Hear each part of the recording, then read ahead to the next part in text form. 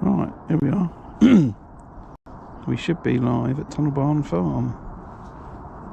Hold on, have a quick check.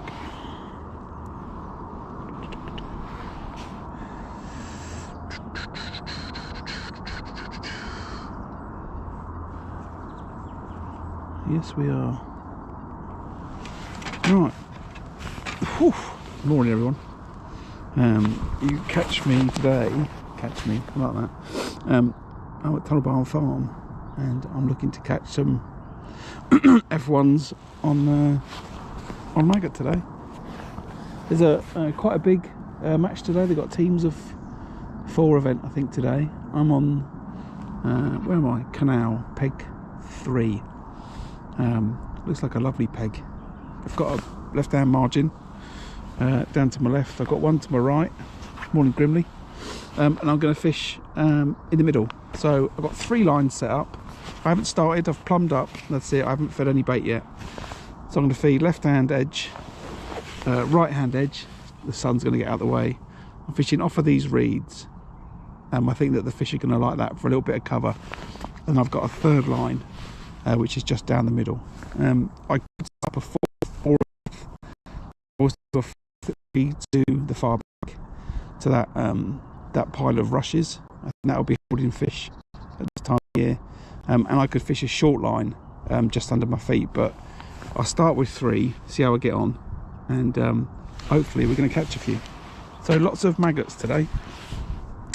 I just need to check if I can chuck them or whether I'm better off just firing catapult somewhere in between. Right hand side is a throw, left hand side is a throw with my right hand, and then in the middle I think it's going to have to be a catapult, short little 2-put. So that's what we're going to do today. Whew. Fingers crossed the weather's going to be nice. It looked a little bit it looked like it might be a little bit rainy down south today, so I'll come north. Not far, it's not too far from my house. I should fish this venue a bit more often, but I don't. But the Thames is very flooded today. Sure wouldn't be surprised to anybody. Loads of floods in the UK due to all of the rain. I think I'm going to start in the middle. I know I'm fishing maggots, but I've set up a bulk rig, so I'm looking to fish on the bottom.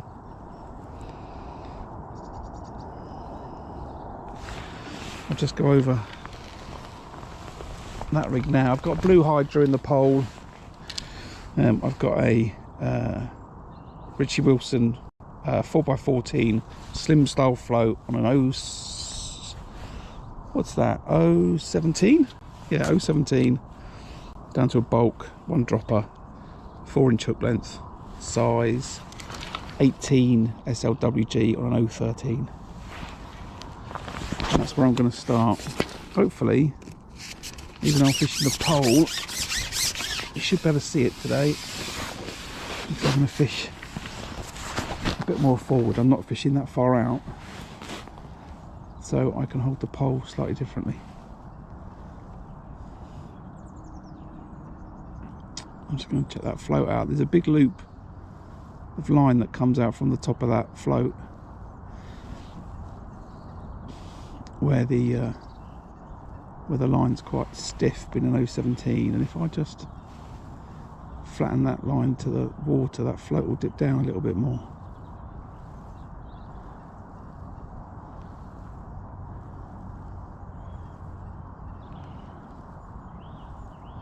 Doesn't look like it wants to, so I'm going to have to put another trimming shot on there. Where I was plumbing up, it was doing it alright, but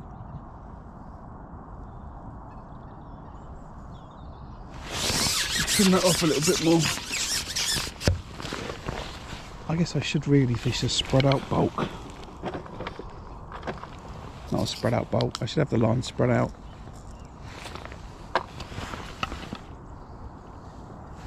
Get my words right. I should have the line spread out down the line.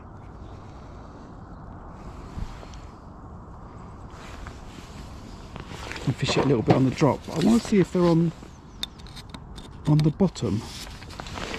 So I'm not going to fish quite like that. More in nature, how you doing? Bigger throw to the right. Some more baiting.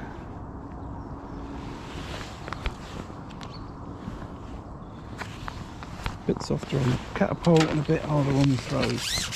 The good thing about maggots is if they're in the wrong place, they'll wriggle away into the silt anyway. So I'm going to try and fish front on. I'm just going to have a look at the phone, check that you can see what I can see.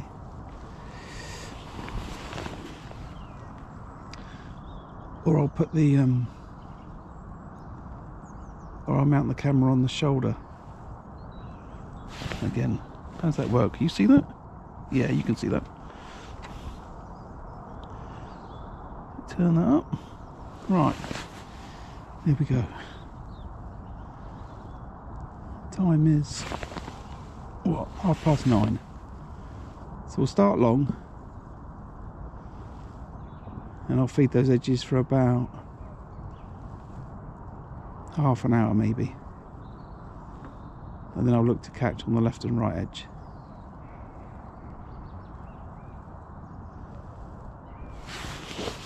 If I turn just that little bit more, I think that'll be even better.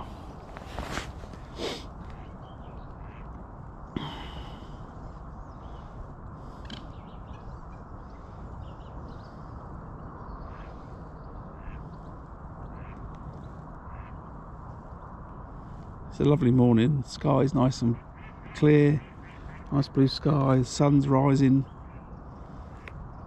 to my right in the east.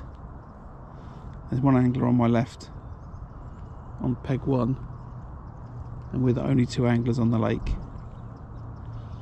and we'll probably be the only 2 anglers on the lake all day. There's loads of different lakes here at Tunnel Barn Farm,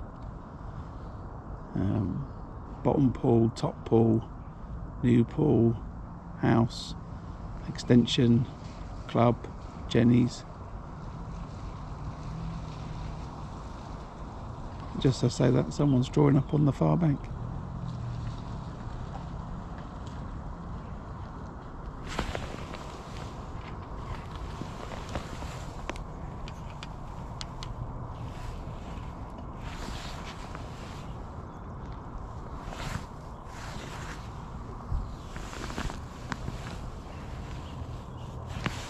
A bit too much for that catapult. That's better.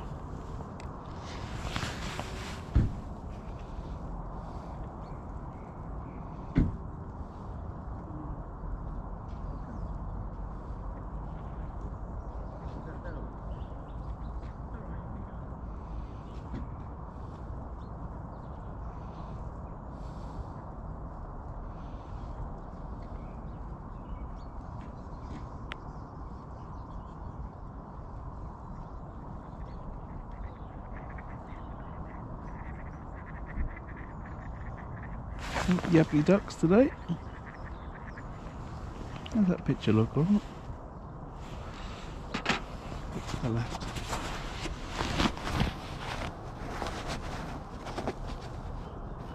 Maybe that's slightly a bit better.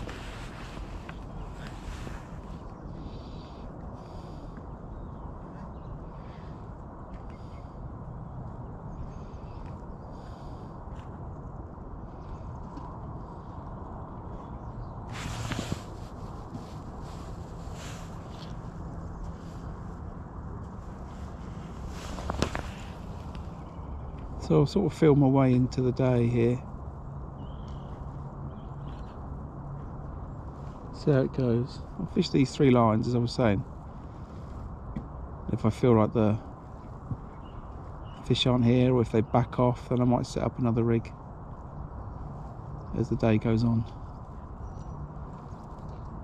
But I was looking for nice and easy today. As I've just said that, that's probably not how it's going to play out then, is it?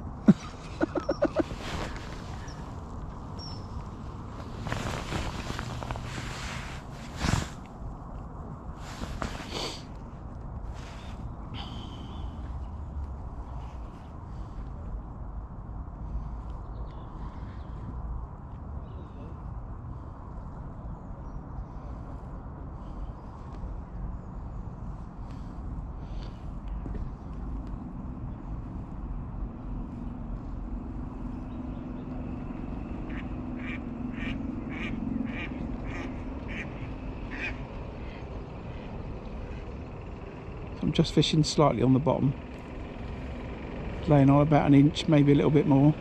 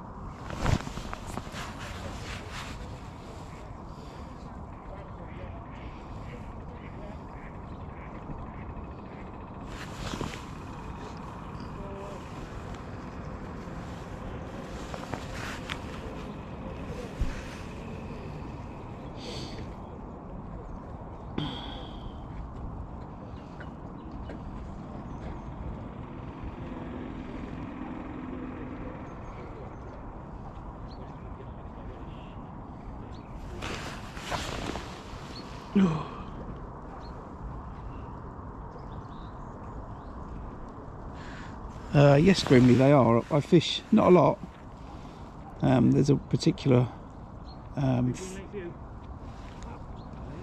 there's a 3-day competition I fish in the summer called the Polefishing Masters, which is a 3-day event which is held here actually at Tunnel Barn Farm.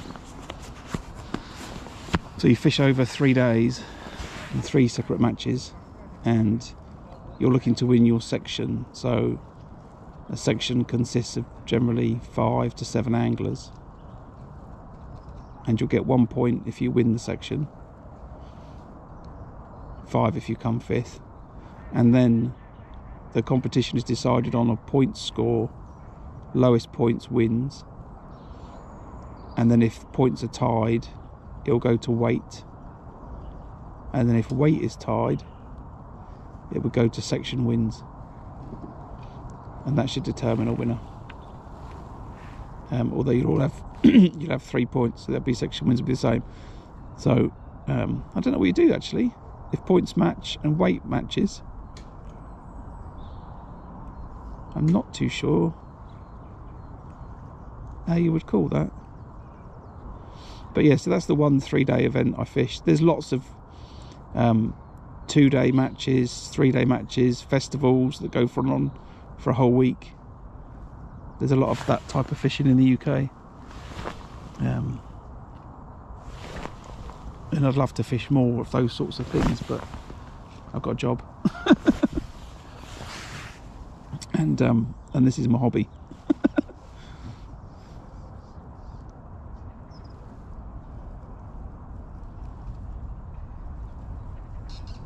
I'm just going to keep feeding the lines. Show these fish that there is some food to be had.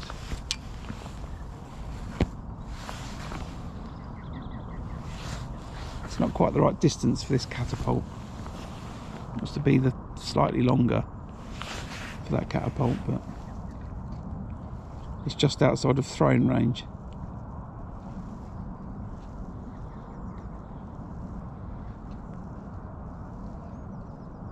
Or at least accurate throwing range. I could probably do better if I fished it to the right, but I'm trying to fish a little bit more front on today.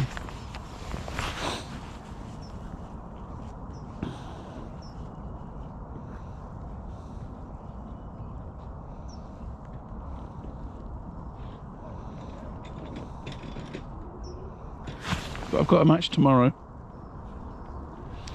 and which is a new venue. I've not fished it before, but that's another club match.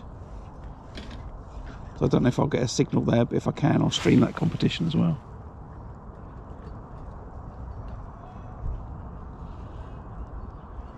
Yeah, maybe, yeah.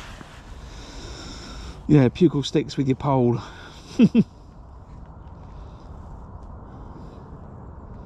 Or maybe my landing net handle, that'd be better.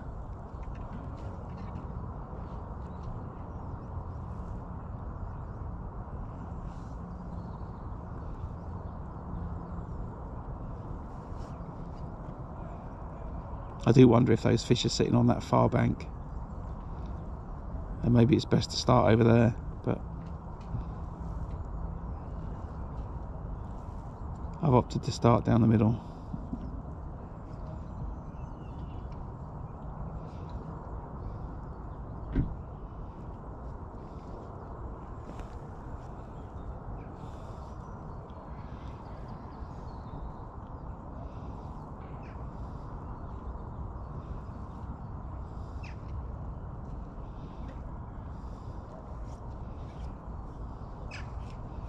If my fishing's no good, we can just watch these two fellas on the far bank.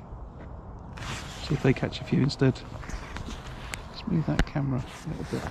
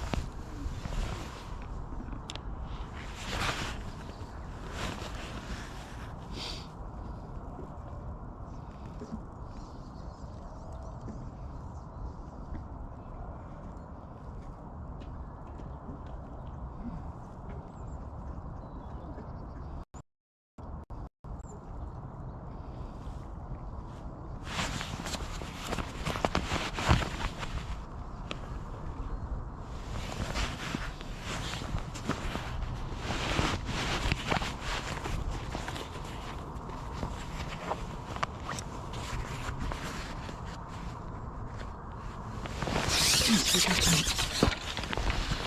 tighten up this side more. Pull that GoPro further around.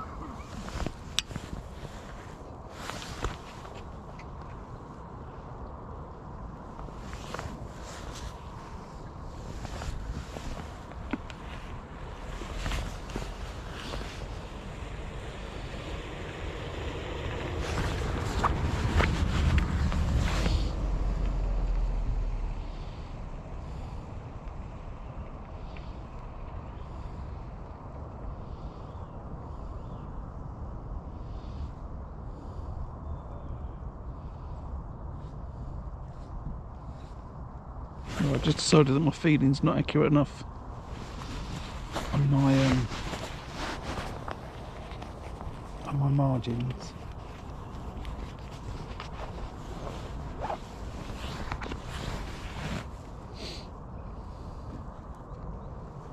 need to throw it with my right hand, not my left hand. Which is a bit awkward because I'm right-handed and I'm holding my pole with my right hand, but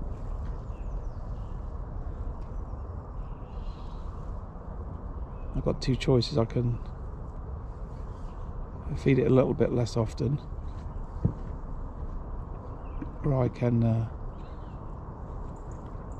throw less bait, but I'm not sure I want to throw less bait.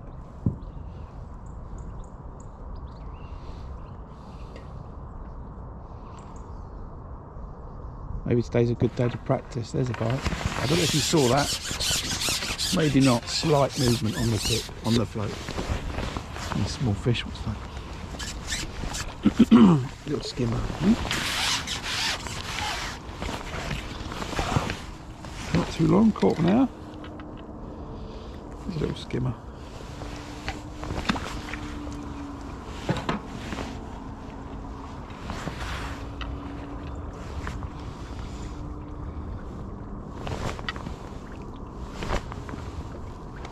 This is where anglers that fish all the time have got a little bit of a benefit over anglers like myself who don't fish very often. I know that might seem like I fish often at the moment because I'm doing loads of fishing over Christmas, but generally I'm not fishing as often. And they just get much better at throwing bait accurately to where they want to fish. And when you're fishing the feeder or you're fishing the long pole or something like that, it doesn't show up as much. But when you come to doing this sort of fishing where you're feeding your edges, you know, it really shows. You know, that's where you can spot an angler that fishes a lot versus an angler that doesn't fish a lot. That style of fishing. How accurate is their feeding, which is a real big part of fishing. Another little bite then.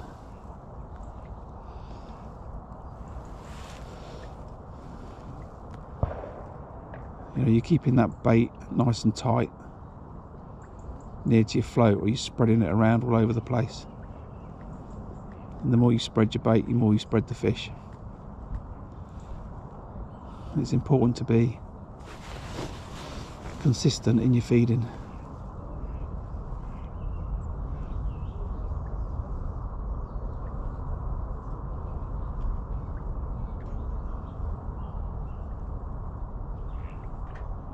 So that's good. It's been 10 minutes or something for my first fish.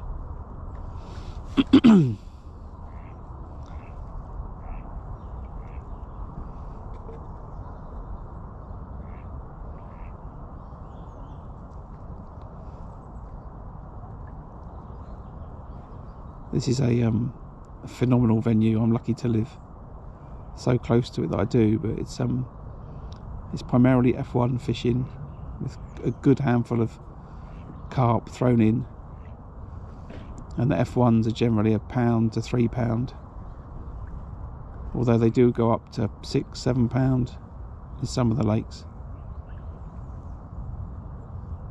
And there's a lot of other fish as well, skimmers and bream and that type of stuff, but they're this sort of canal style snake lake. Even if the lake is bigger, it's generally designed in a way that you're fishing these sort of pegs where it's 13 to 16 meters to the far bank, so you can fish the far bank.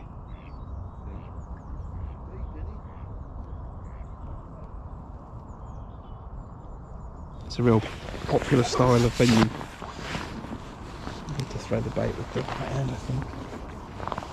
Although, based on that, that's no better.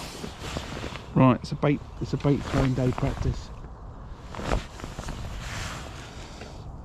I've got to get used to chucking bait with my left hand.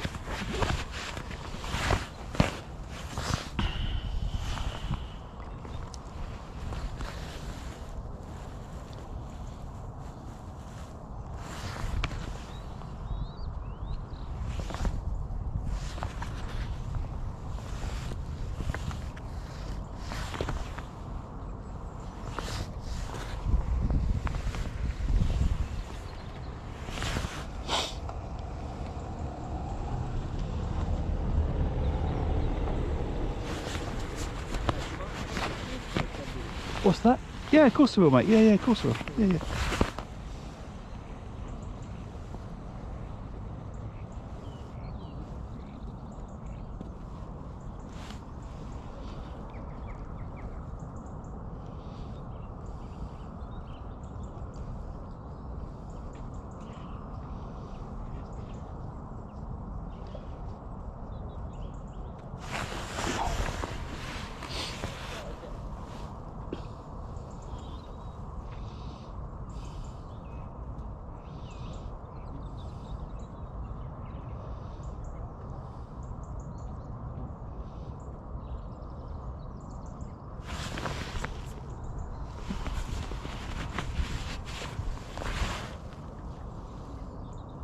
can just ease off on the bait just a little bit. I might have gone a little bit gung-ho.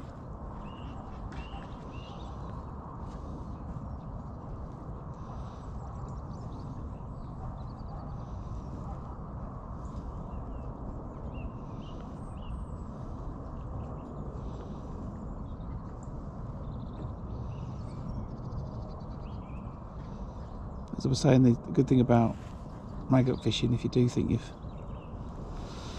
just gone a little bit crazy, and you can just, you know, hold back on it.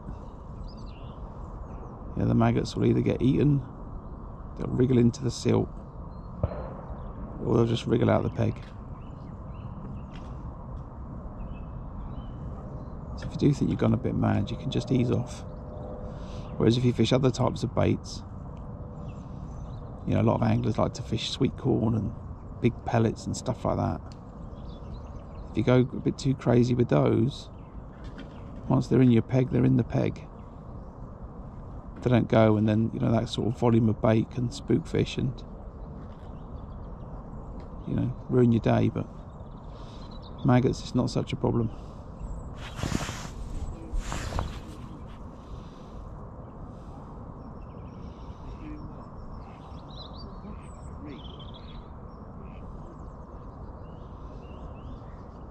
So I can throw bait with my left hand to my left hand margin reasonably well. That's not too bad. I need to throw it overhand to my right hand margin, which is more of a problem for me.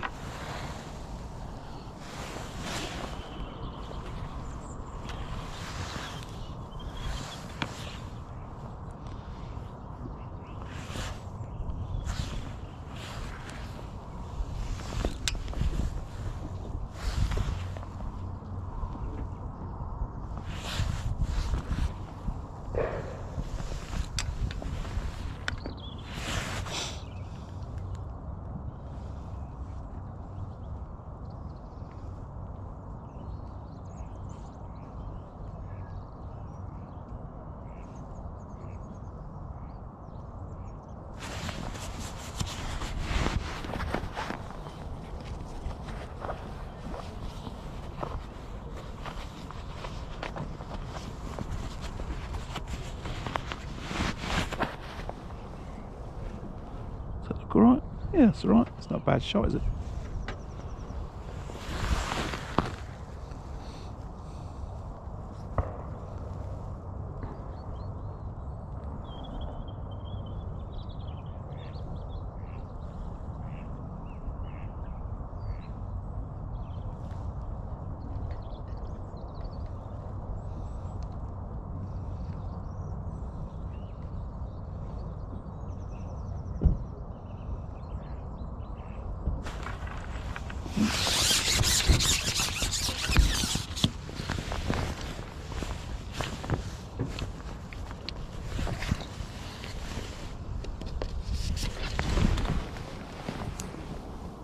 Catching a few fish, it'll be a lot easier because I'll be able to feed and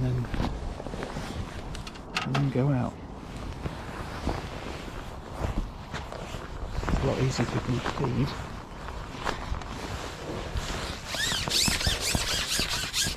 Then go out and catch a fish.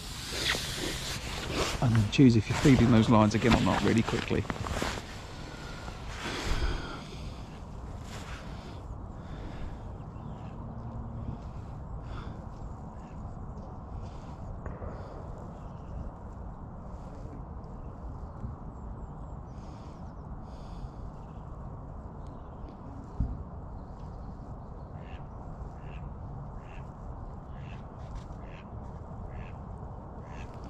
This is what you need practice days for, you know.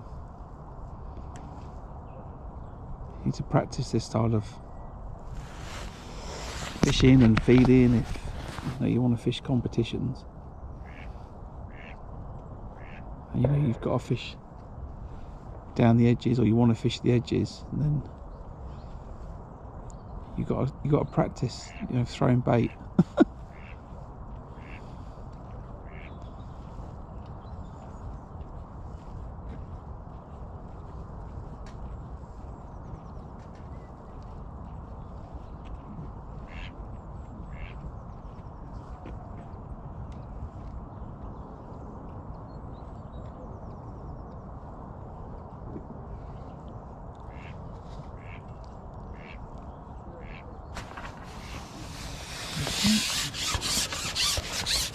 nice little fish.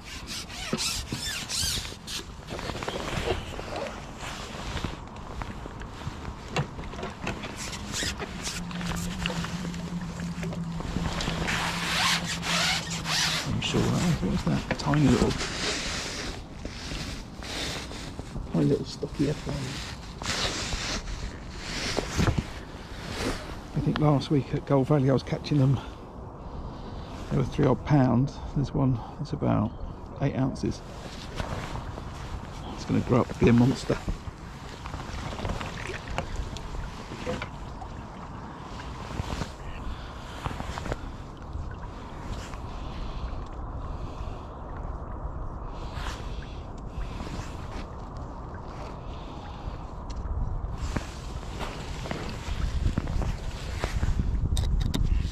There, it becomes easier now for me to feed.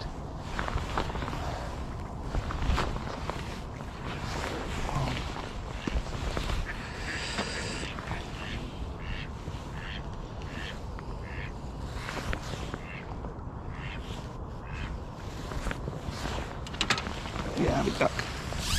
Not for you.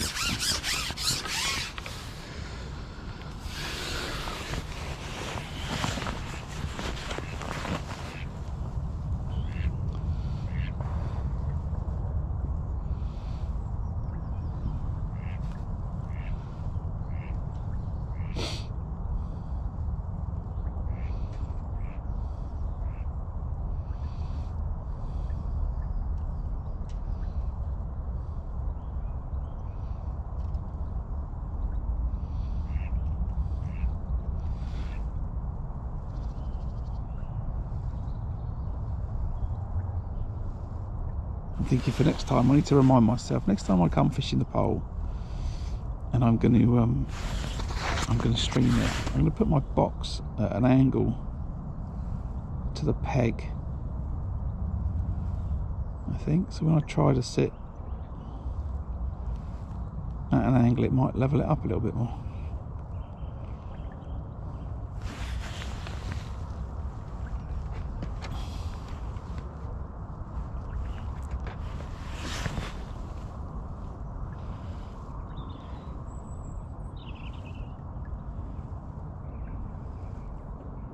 Either that, I'm going to have to start bringing the professional camera crew with me.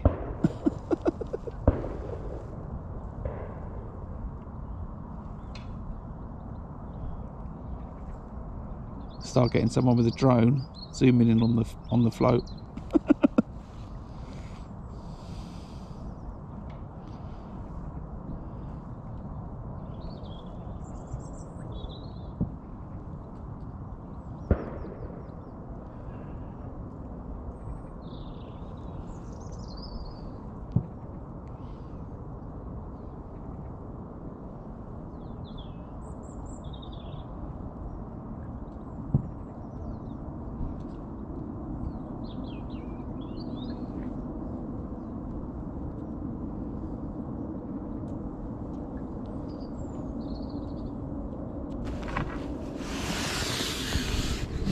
Like his big brother's coming up.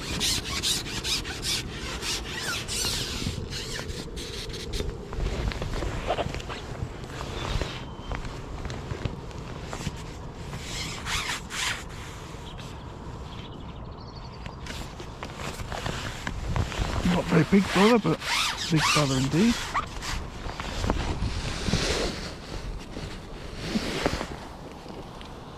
This fish is like a little block of ice.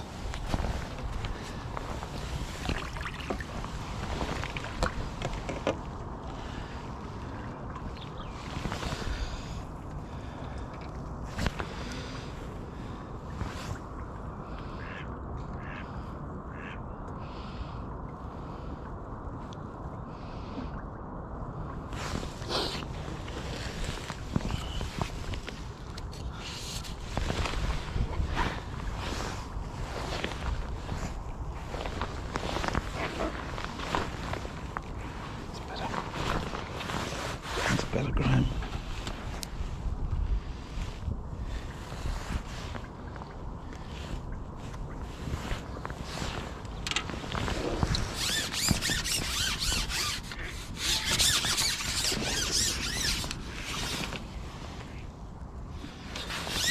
letting that rest it up a little bit.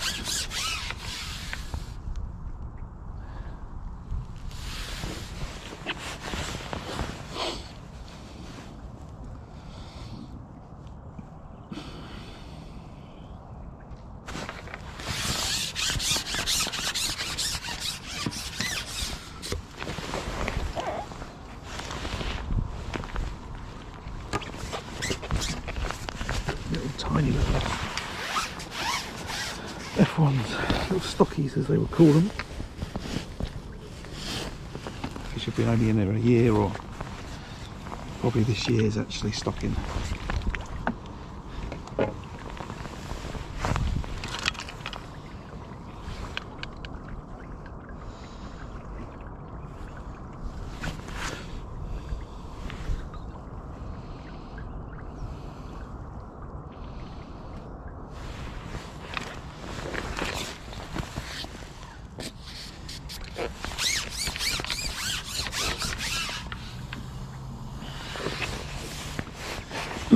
Caught that fish so quickly.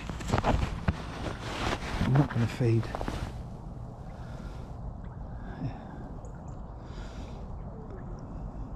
See if I get another fish off the line before I feed again.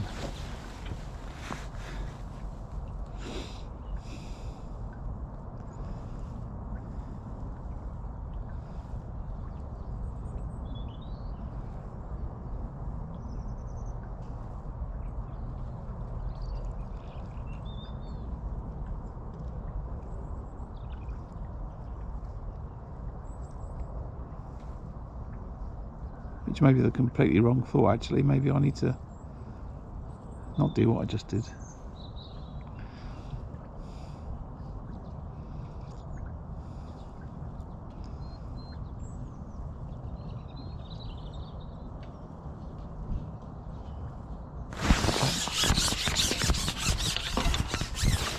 But that is the wrong way to think about it.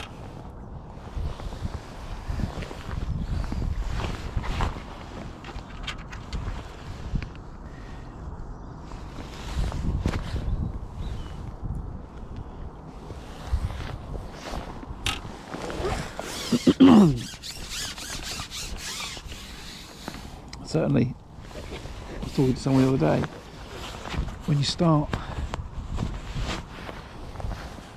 putting your fishing on the internet, you start watching it back and seeing what you do, you certainly think a lot more about what you're doing.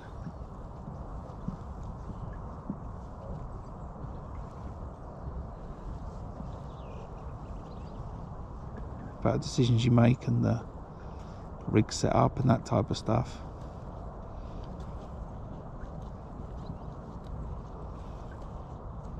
You know, right now I'd be sitting there going, I think blue hydro's wrong, it's not balanced to the lines I'm fishing.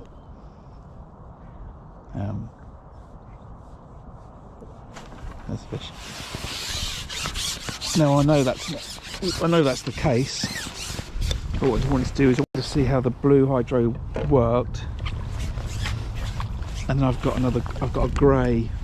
I should really have another white, but I've not got another white made up with me. But it's important to balance the rigs for the fish you're catching. Actually, I think this blue's all right for catching these F1s.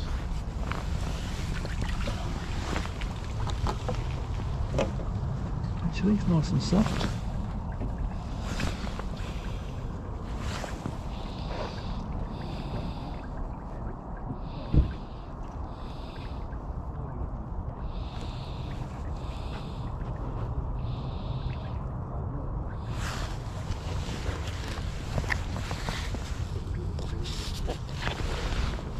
Feeding these edges.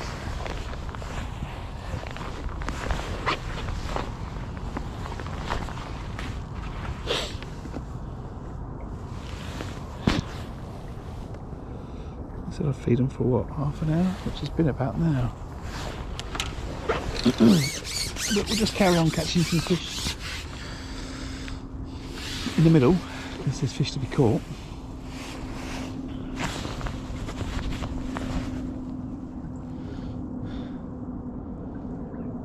Keep feeding here for a little while. keep feeding and fishing here for a while, I should say.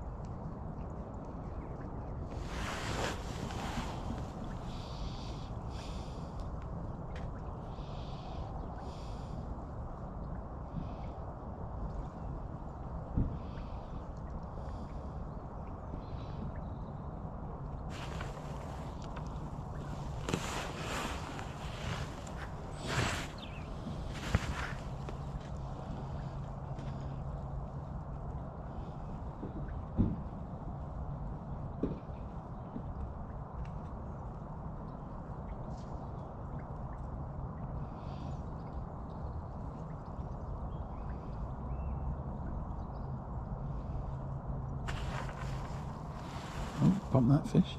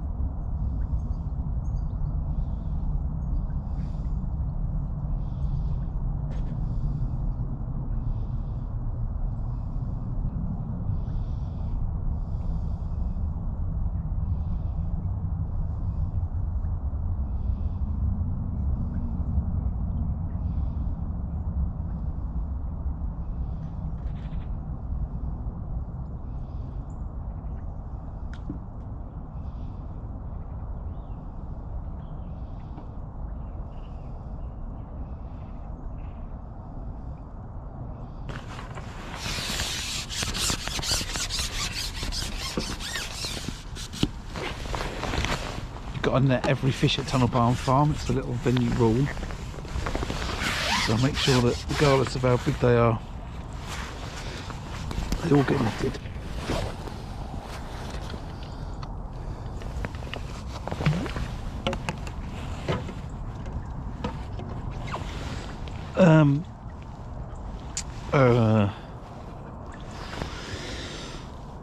Money. Let's start with money.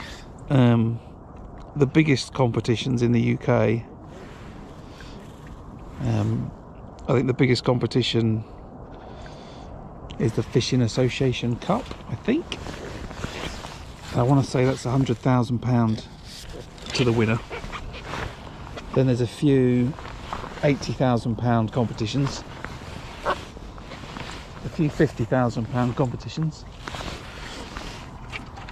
all the way down to my club match tomorrow, which will be about £60, £80.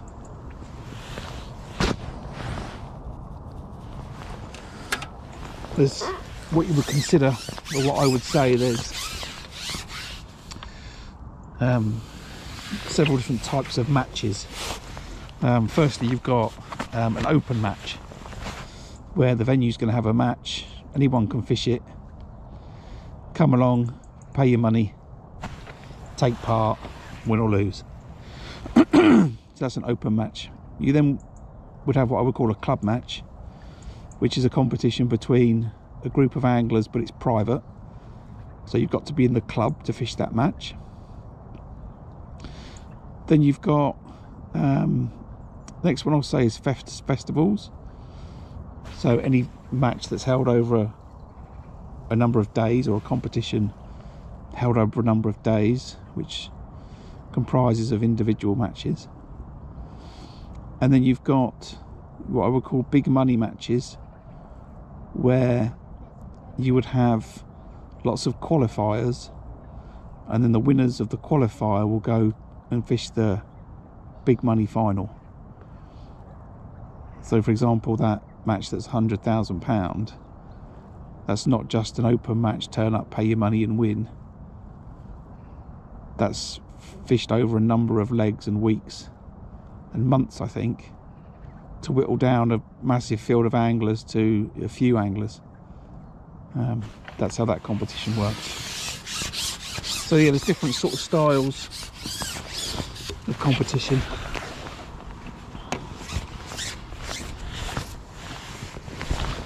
We're certainly catching a few anyway.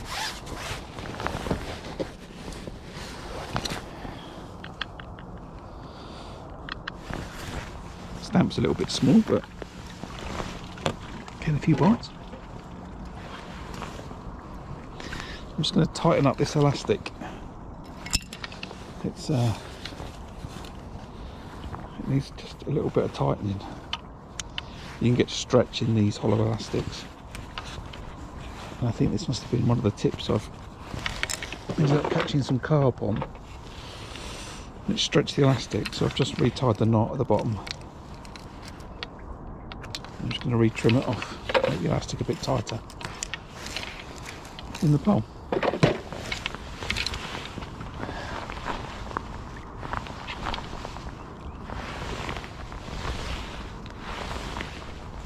Yeah, it's definitely best if I feed when I'm not fishing. And some competitions will also have, you know, some tackle to be won, but generally the big money matches, excuse me, a lot of the anglers have already got the tackle that they want, you know. I don't think there is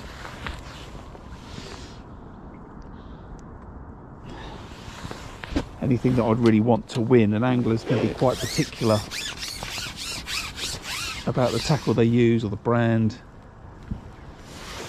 You know, it's the same for this sort of fishing than it is for any type of fishing, really. People have their favourite brands of fishing gear, the same as they have their favourite brands of clothing.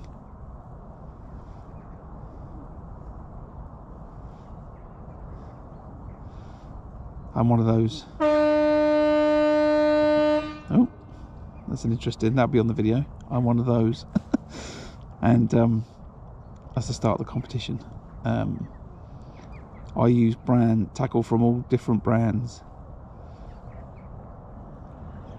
I fish with what I think's the best, so my pole comes from Daiwa, my rods and reels are always Daiwa, my hooks are always Guru, my seat box and accessories is Preston. All those brands make all those other things, but I just have my favourites.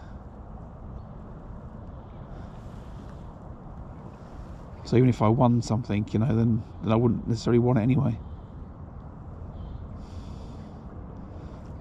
And so that's 1/4 past, I think that match was starting. So we fed those edges for 3/4 of an hour. The first half an hour though, the feeding's been a bit untidy, so I'm going to give it another 15 minutes before I have a look down the edge. Just tidy up the feeding a little bit.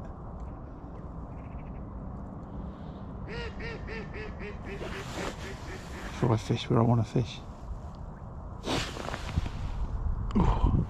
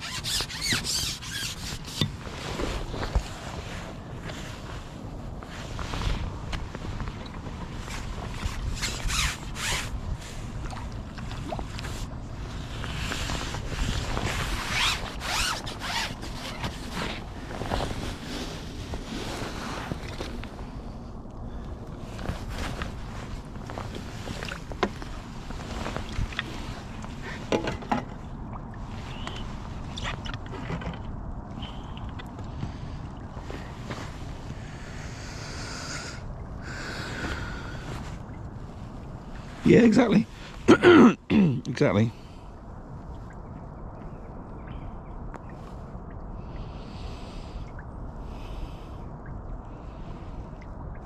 It's interesting, Shimano used to be quite a prevalent brand in the UK 30 years ago, and now not so much. It depends on where you are in the country in terms of people's tackle preferences.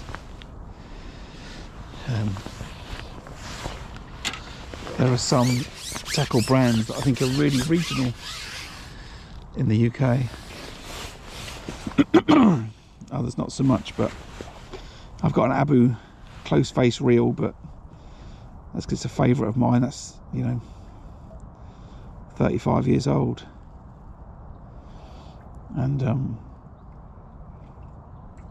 but I don't know anything else from that brand. But I think their close face reels they made back then were brilliant for fishing the rivers.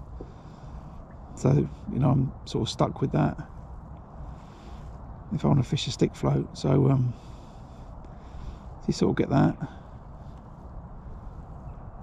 The only place that I would see Shimano these days is on brakes on a bike. Don't own any Shimano tackle nowadays. Whereas my first, actually that's not true. I've got a Shimano XMA Waggler rod, 13 foot. I've had that for a long time. And actually today, compared to today's products, it's too heavy, so it's not coming out of storage probably. But I'm just keeping it for sentimental value. And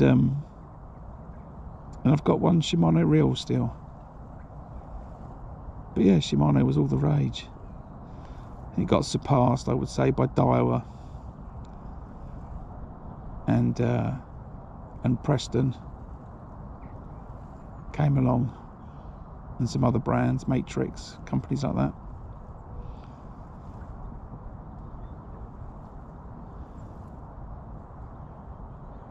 They sort of pushed it to obscurity.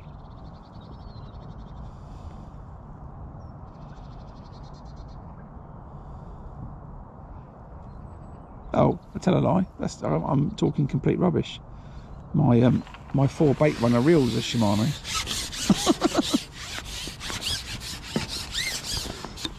I don't even know what tackle I've got. Clearly, that's what this conversation's showing.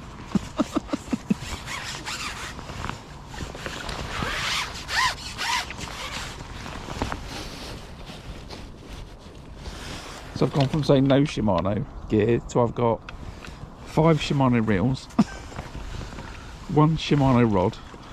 I'm trying to think anything else now that's Shimano.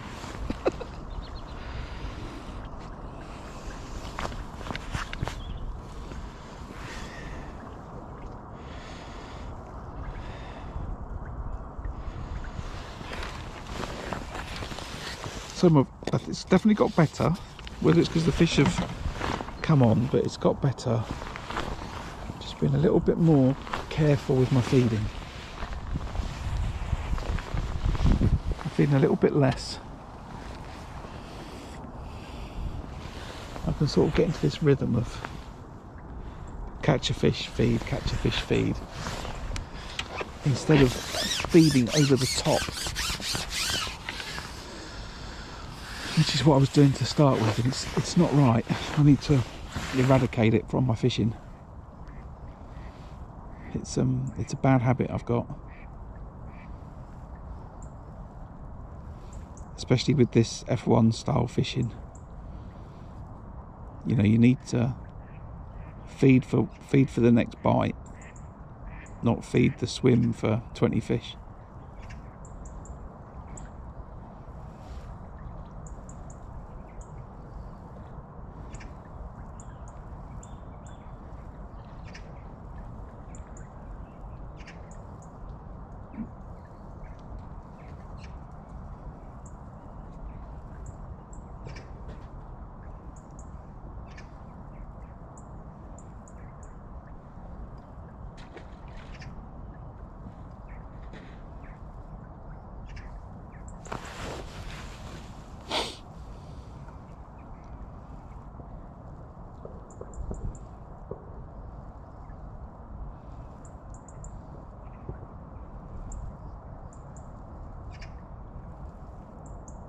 think what was going on in the peg earlier was, and it still might be the case now, there's more bait than I want or need in the peg to get my next bite. So I might need to cut my feed down a little bit.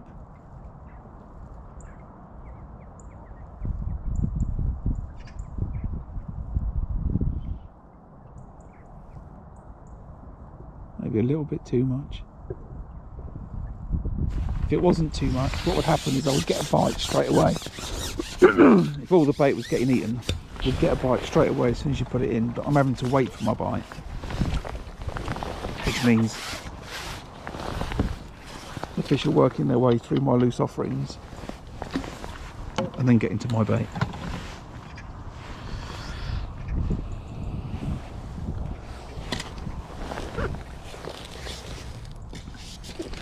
So I'm going to feed,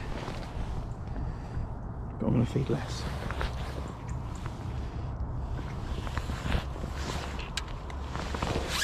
Let's see if I get a bite quicker.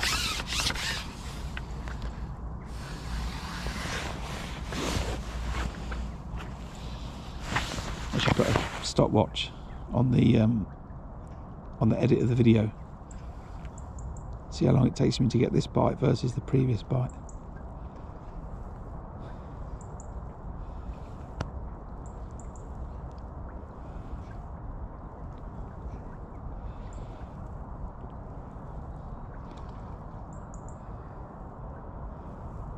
The other thing that can be having a factor is that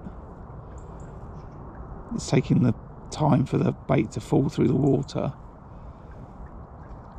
and my rig is bulked at the bottom, so it just hits the bottom straight away and doesn't float slowly through the water levels, or the levels of the water. It can also have an impact. In effect, my hook bait's arriving too early compared to the rest of the bait.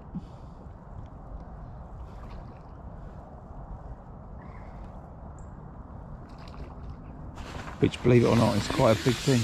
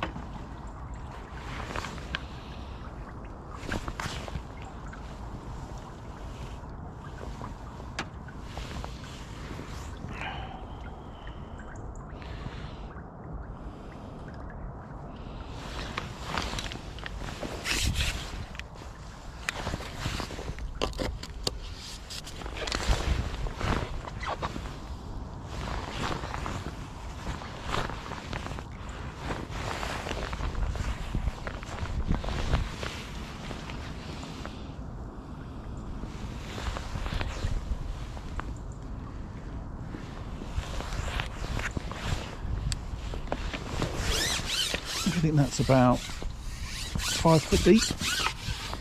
How quickly those maggots are going to fall through that water versus my rig here, where, excuse me, boom, my maggots are already on the bottom. Now those other maggots are still floating through the water, or sinking, I should say.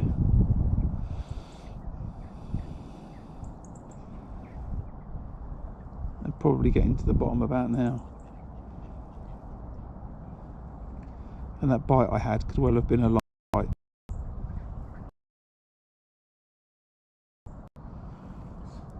Peg intercepting that bait as it drops, and that's where I bite and didn't hit it.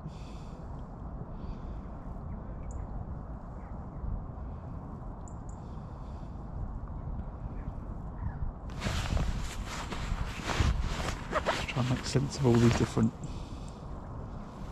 things when I'm fishing. You know, why do I get a bite? Why am I not getting a bite now? Too much bait, too little bait.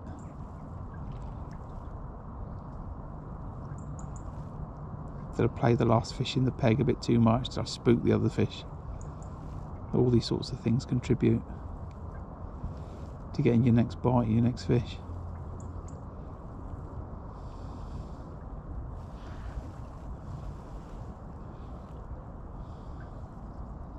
Just giving it a lift and drop there, trying to get a fish's attention.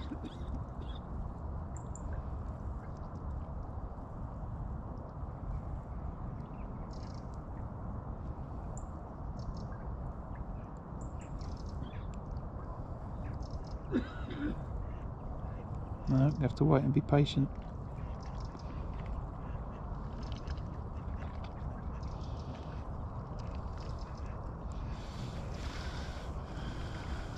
The other thing that can happen is the fish just back off a little bit.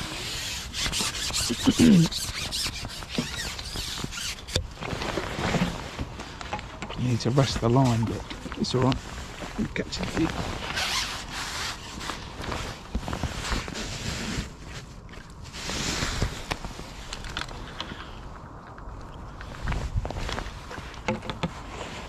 Morning everybody.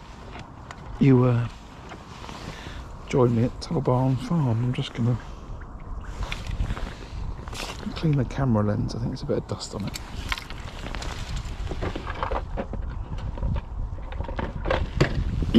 Fishing on club pool today, peg 3, and currently catching down the middle on the deck, on the bottom, and I'm just priming my edges left and right. I'll go down there shortly, see if I can catch some fish down the edge.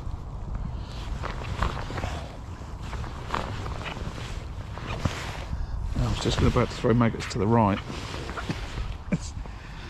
There's 6 ducks, 5 ducks. They're currently chomping their way through the maggots that I've thrown that haven't even landed in the lake.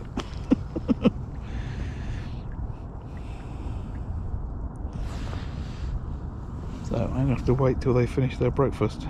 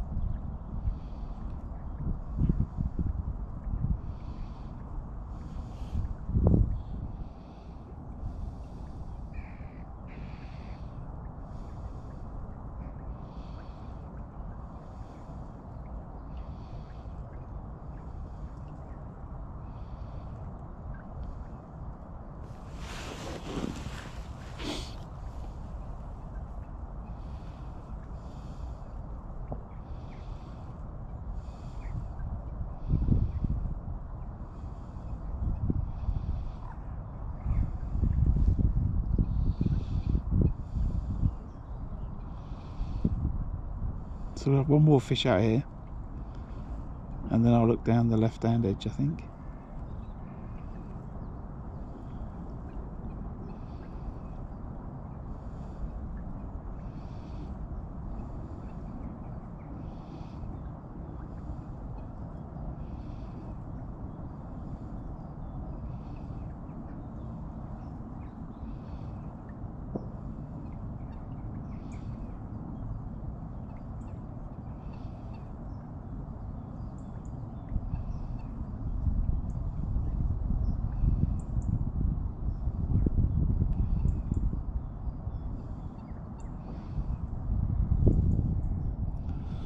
why it's taken a long time coming.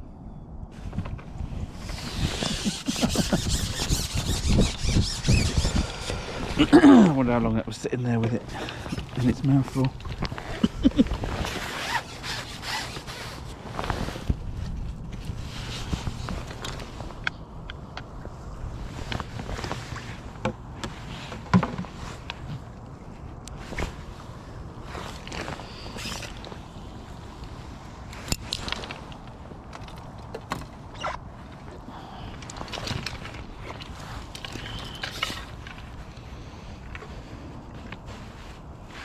So the edge rig is pretty simple. White hydro, same again, 017 to 013, size 18 hook. It's a 0.4 Drennan crystal float. Same rig again, down to a bulk and a single dropper.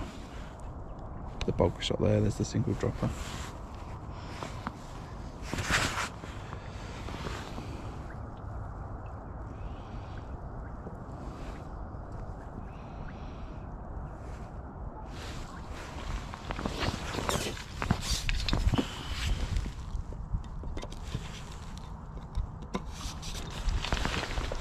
Digging the lines.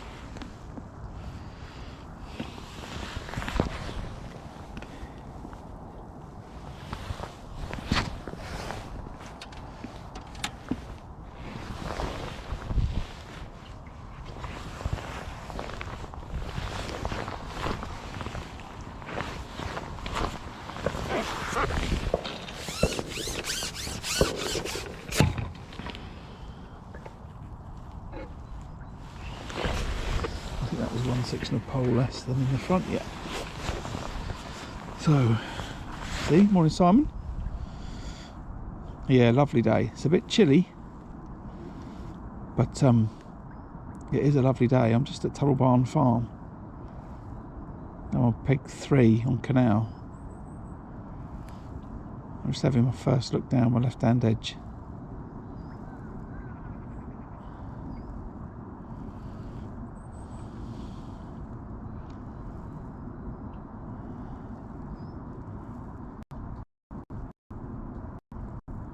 Now I've been chucking loads of bait down both of my edges. I've said loads of bait, I feel like it's a bit too much. But we'll just see if there's fish here or not.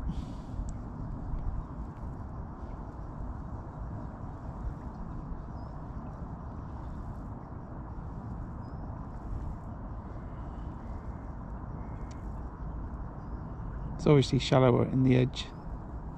But it's shallower in the edge where I'm fishing compared to down the middle. They might be in this shallower water in the cover of the reeds, but they might not. So we'll just have a look.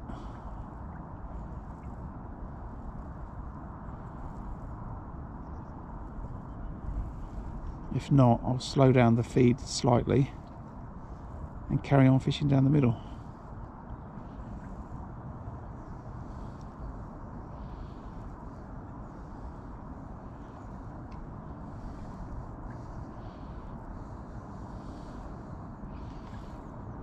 No indication yet.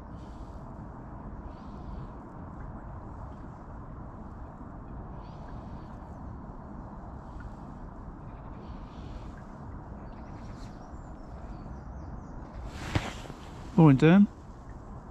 Yeah, just at, well, half pleasure fishing, yes, and I'm doing a little bit of practice for tomorrow. I'm going to go and fish a new venue tomorrow. I think it's carp and F1s, so I thought I'd practice a little bit of edge and short pole fishing. I've got an issue with my thrown bait, it's not good enough, so I was coming to see if I could iron out things about that today and come and fish somewhere different as well.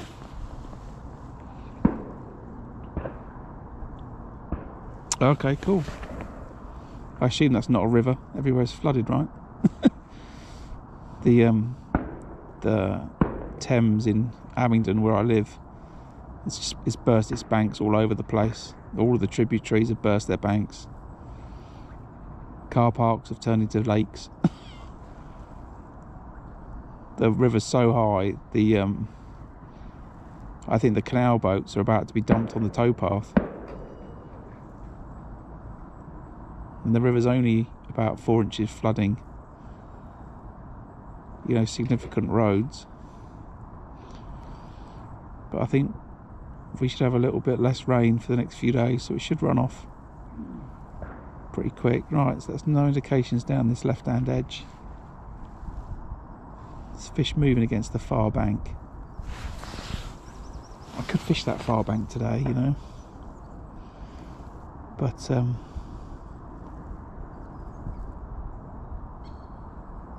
fancy fishing a short pole. But I'll give this another 5 minutes or so, see if there's any indications, and then I will I'll say that, look, I can't get a bite. Right, get back down. Maybe a bit too much bait was going in, I don't know. Let's see.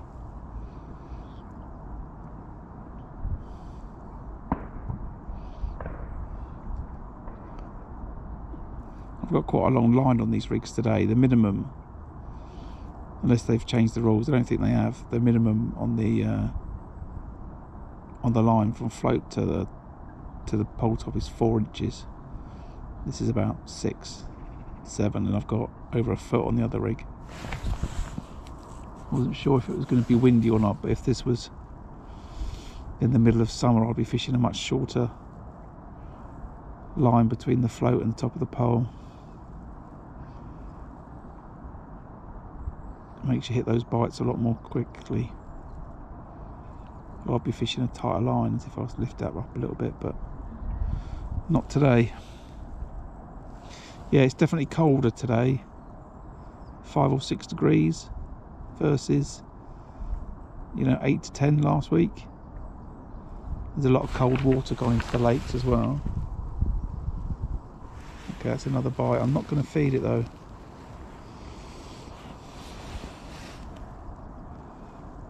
I think I sat there for 5 minutes without a bite, and then I've had 2 bites in a minute, so it could be fish.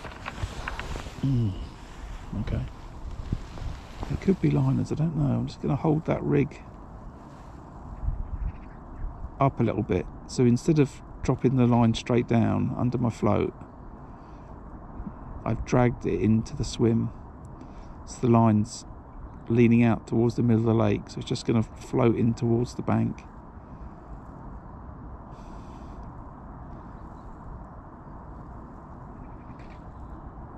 And make sure it's fishing on the bottom properly.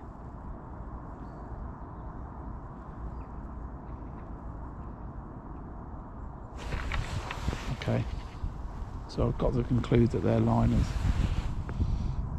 It's 3 bites, not felt a fish either time. It's not overshotted the rig, just not that.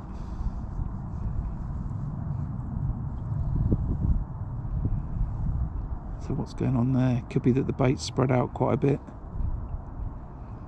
I need to just feed these edge with a pot when I'm fishing it.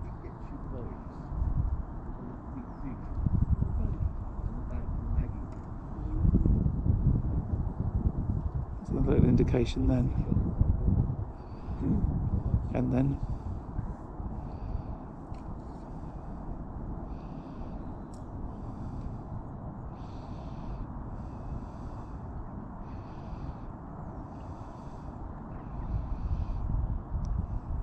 so yeah, going back to that point, I just wanted a bit of maggot fishing practice down.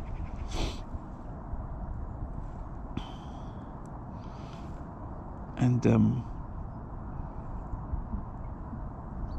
I'm lucky enough to live a reasonable drive from probably what I would say is, you know,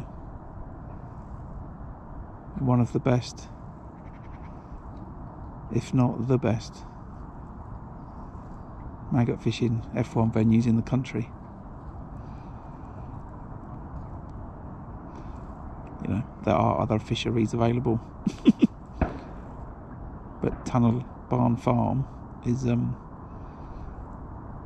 is prolific. There's no other word to use, I don't think. Fantastic, maybe. Amazing. Maybe there's quite a few words I could use to describe the place.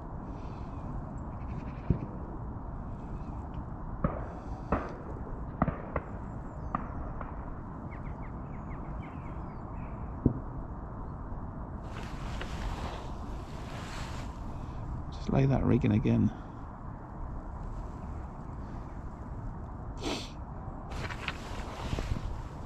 Perfect, you know, if I'd have hit that bite, I'd be like, you know, what a good example of laying your rig in, holding it back a little bit. Fish has watched it go down and then the fish has had it.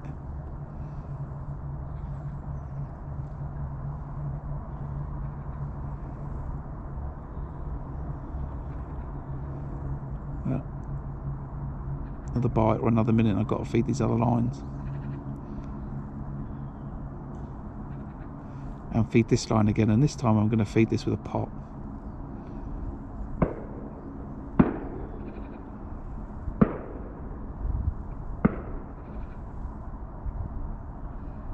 I do remember, I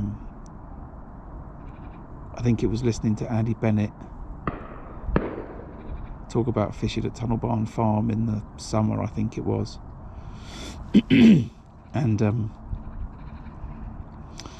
he was discussing about throwing bait down the edge, and he was saying, yeah, you know, throw the bait in, maggots in the summer, throw them down the edge, and then when you go to fish the line, just put a pot on and feed it from a pot and just tidy everything up and get those fish focused on the bait just under your float.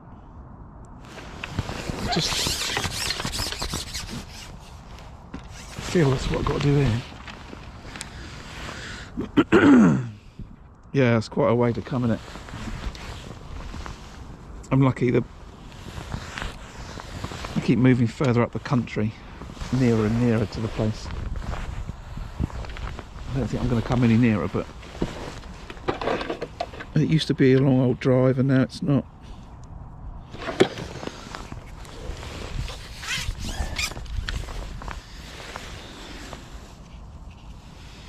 Right, let's put a pot on.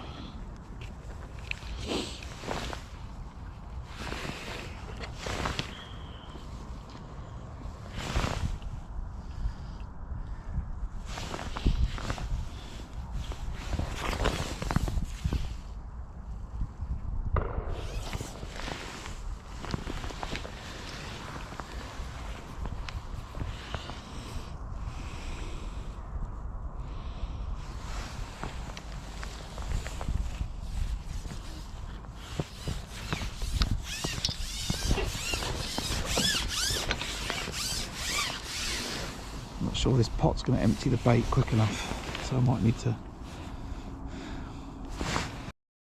Probably what you want is just some ground bait made up, put the maggots in, just plug the top with some ground bait, stop them coming out, and not this drip drip. It takes too long, I think. So I think I'll have a quick look, see if I've got a spare lid.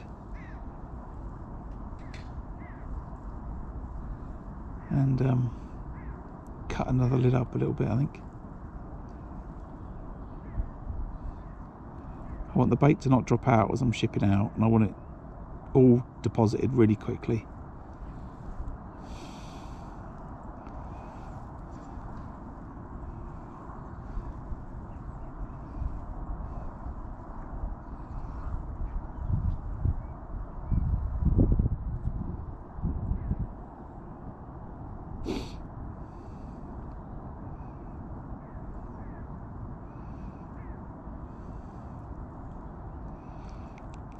There's an indication there.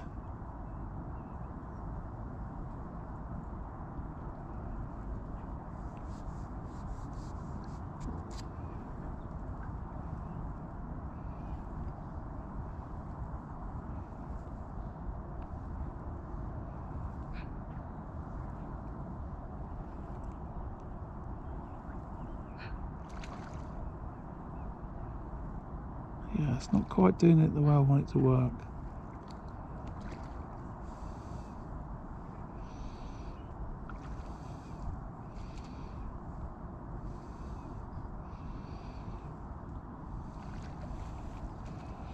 Ground bait would have been the answer.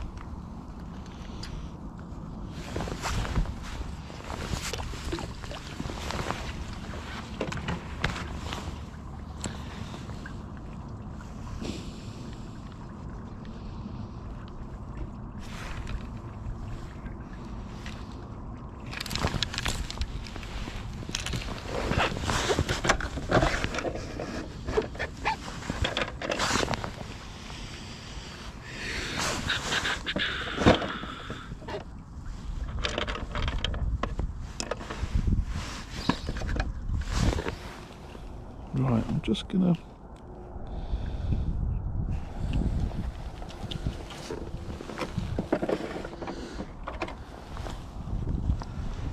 just cut some more.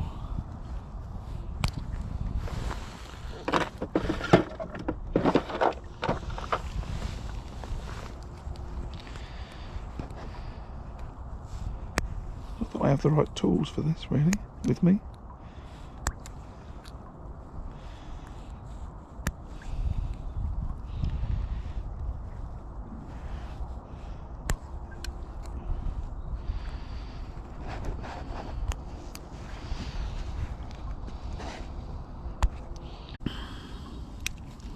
That's better. There needs to be a big enough hole that the bait will fall out faster, but not so big that it all just falls out.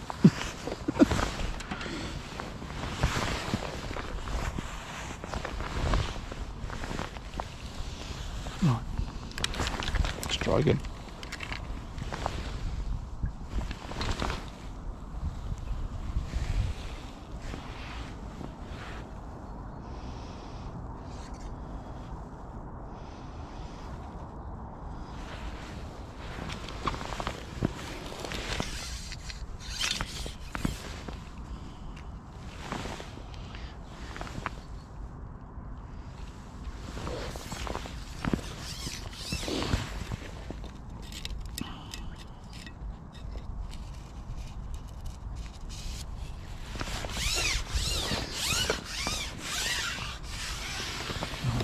Now,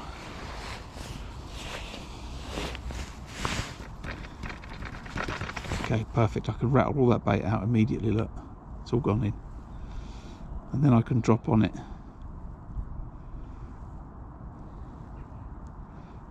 Now that hook bait's right over that little pile of bait that's gone in.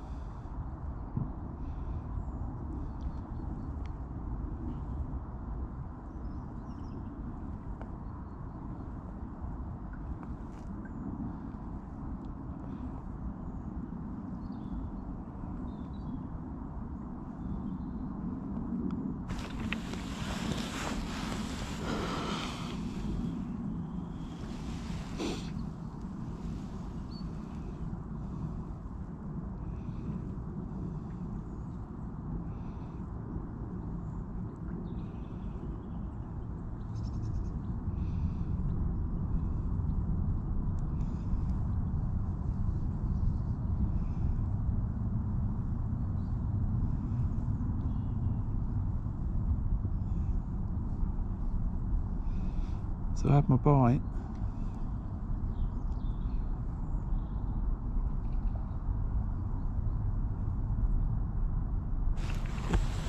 Okay, the second bite.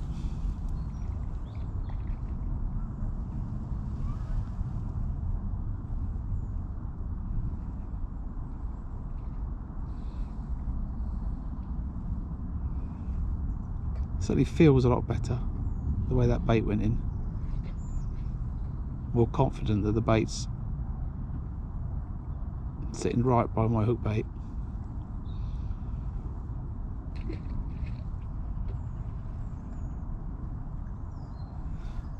Whether it helps me to catch more fish, I don't know, but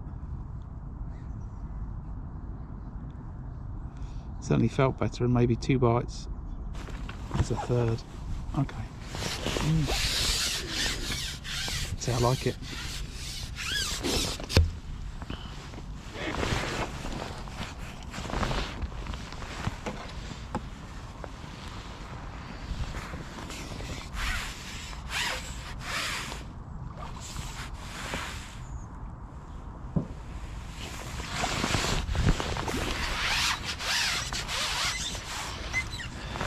This one of the day.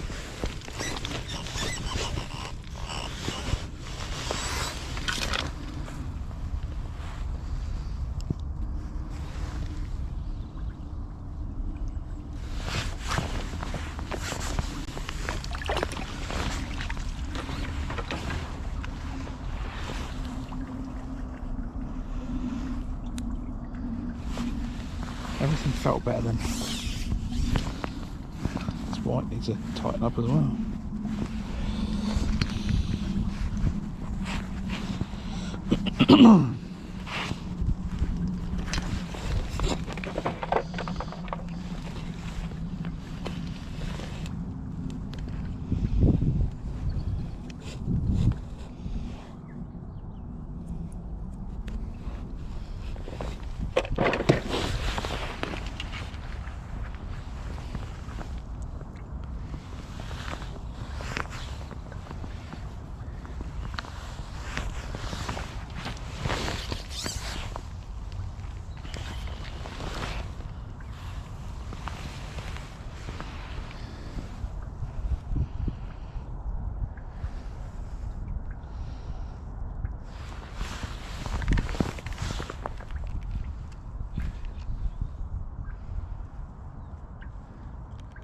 See, I don't know if you can see it on there, just how much I've cut that lid out.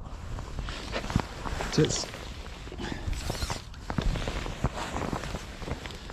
enough to get the bait out there without it dropping out of the pot. But then when I get to the peg, a little tap and it's all out.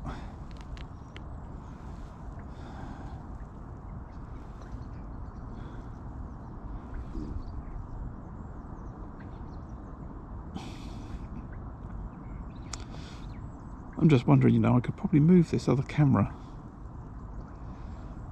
I'm trying to think if there's anything that I can attach it to. And go and stick it over there by that edge.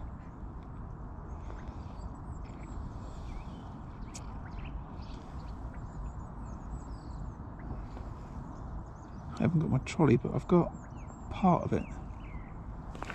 Part of the trolley frame. I wonder, I might try that. So you can see the bites. Well, you won't be able to see the bites now, but on the little video I make, you'll be able to see some bites.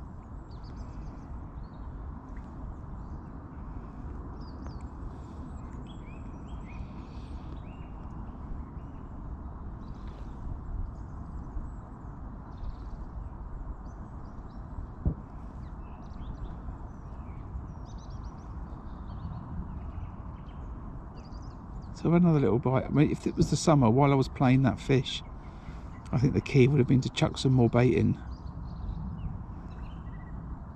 while I was playing that fish and netting that fish, and then put in the pot.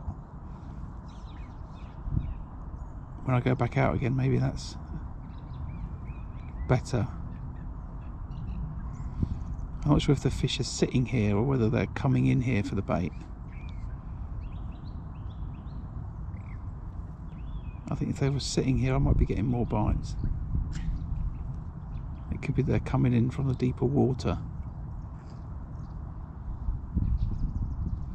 which is just a little bit to the right.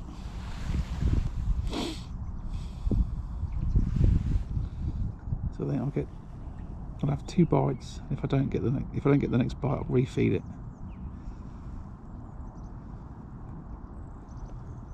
There's a lot of liners.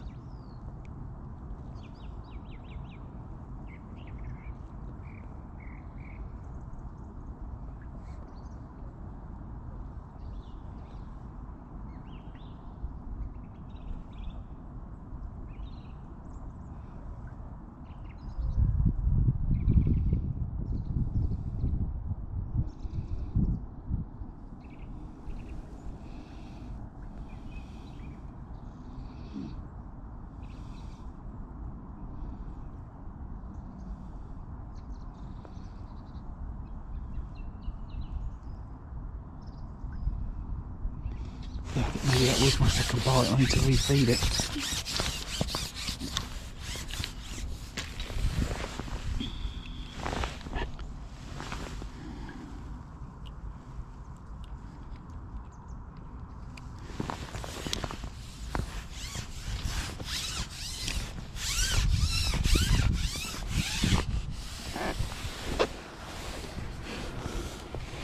Dump that bait.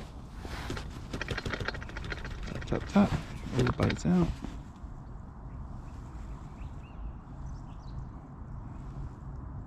There's a little indication there. Straight away.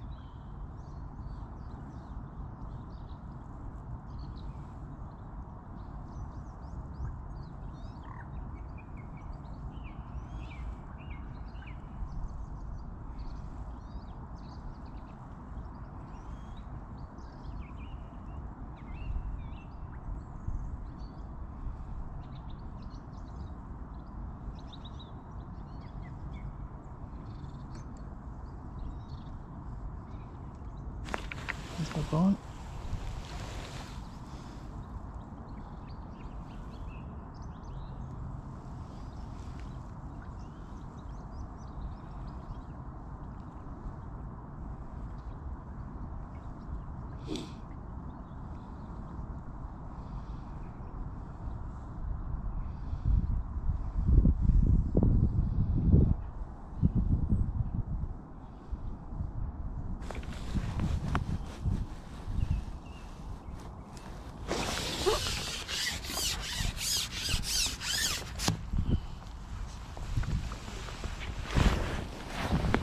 Definitely feel that's working better.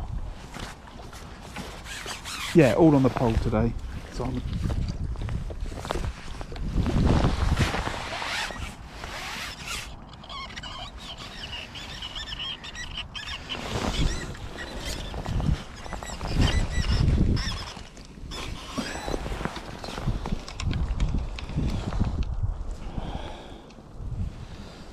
what have I got? I've got an Arity Pro.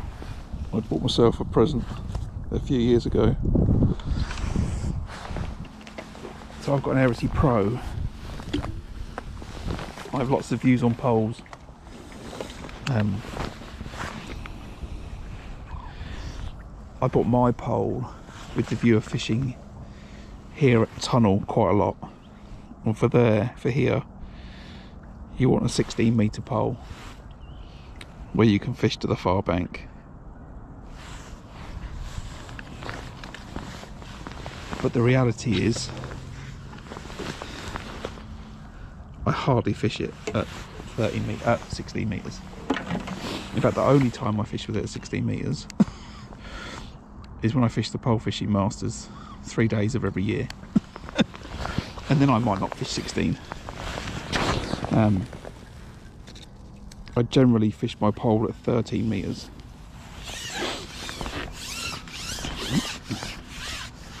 And for that purpose, this is a very expensive 13-metre pole.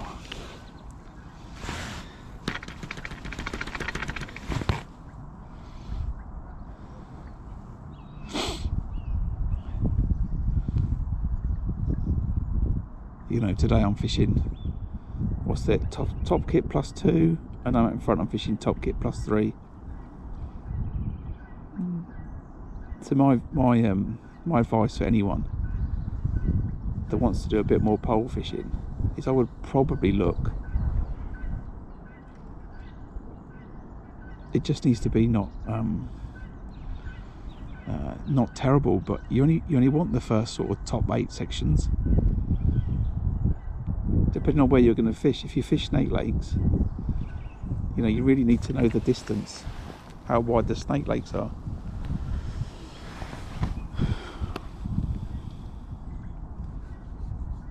But here, you do want 16 metres, even if you don't fish it very often, for the times that you do, and that's because it's a match. If I wasn't fishing a match, I don't think I'd ever fish 16 metres. Just because it's awkward, right?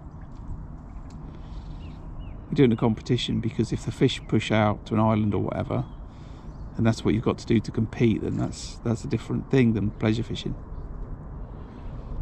So a good pole, and good pole would be any current pole on the market, right? That's 13 metres would be my advice. What I do have is a good selection of top kits. So I've got loads of top kits, and for me they're more important than the pole probably. So I've got top kits with black hydro for fishing for carp. I've got top kit with purple hydro for fishing for bigger carp down the edge. I've got 5, 6 shallow kits for shallow fishing in the summer. I've got another bunch of top kits. So it's all about top kits in terms of importance for me, more than it is about the pole.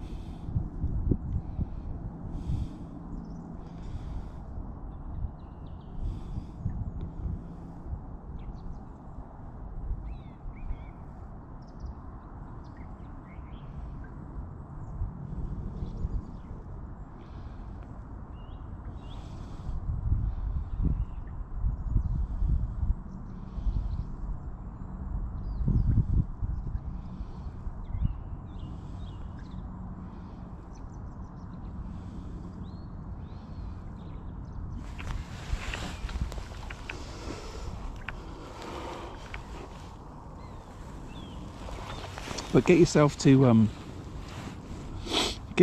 of the big one events. They have one in the north and one in the south.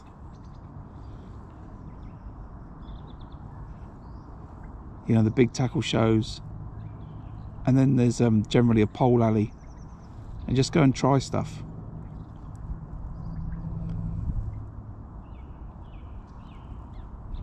You know, that'd be my advice. Do some homework about the venues you want to fish.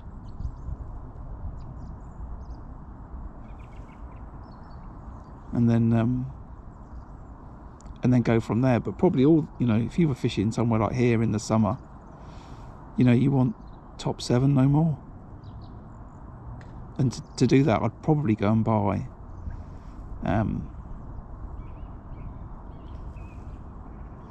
I'd get one off of eBay.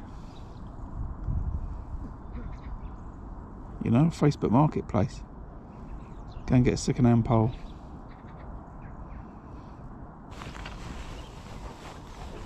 Right, it's definitely working better since I'm putting that bait, I think. So what I should do, is I should feed it now. So there's bait there. Net the fish. Much bigger one that, isn't it?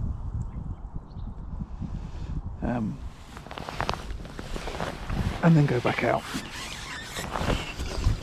My angling coach is probably watching right now, saying, "Finally, it's taken you all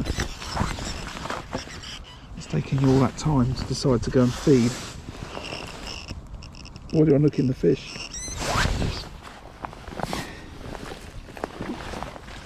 If it was the summer, I'd feed again. At this point, it's taking me too long to get back out.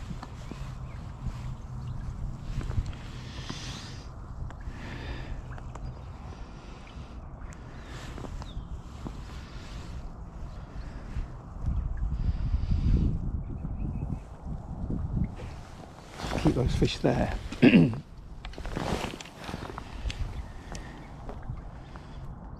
But when I speak to him on the way home tonight, he tells me that that's exactly what I should have been doing, I'm going to say. But I don't know how much I want to be putting in at the winter.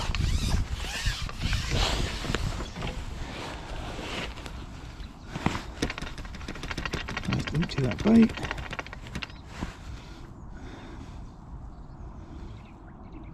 And he'll probably tell me I should judge it based on how quickly I get the bites.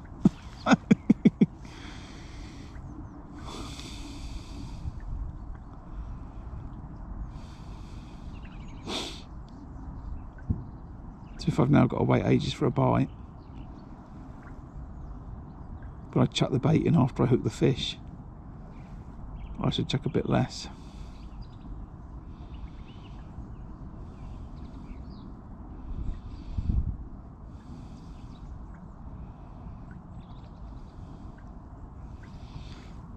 Certainly better stamp F1 down this margin than it is in the middle.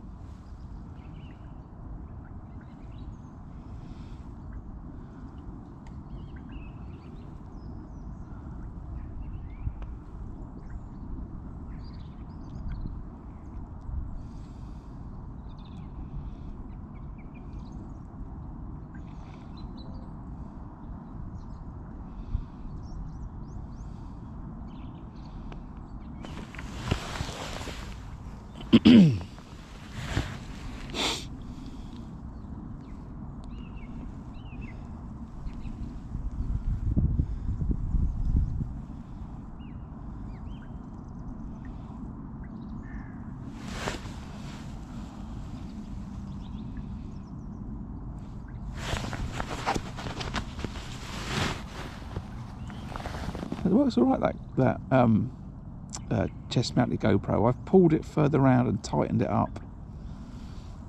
I think that's what I need to do when I'm fishing the pole. I think it might be slightly better than the shoulder one. I just need to tighten it on one side so it doesn't keep pulling back to the front of my body.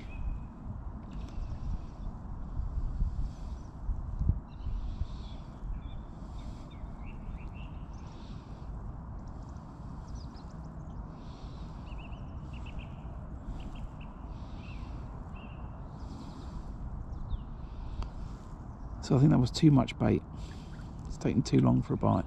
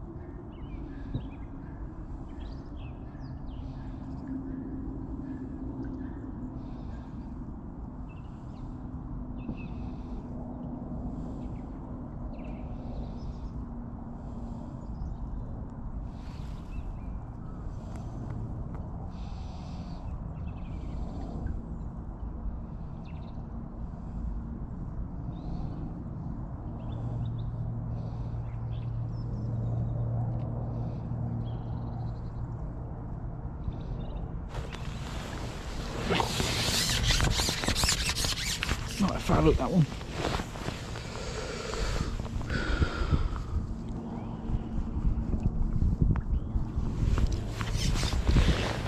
I'll refeed this other line.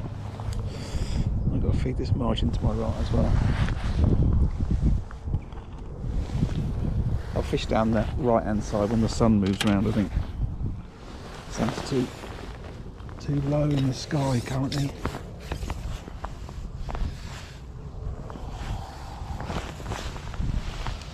So just the pot then.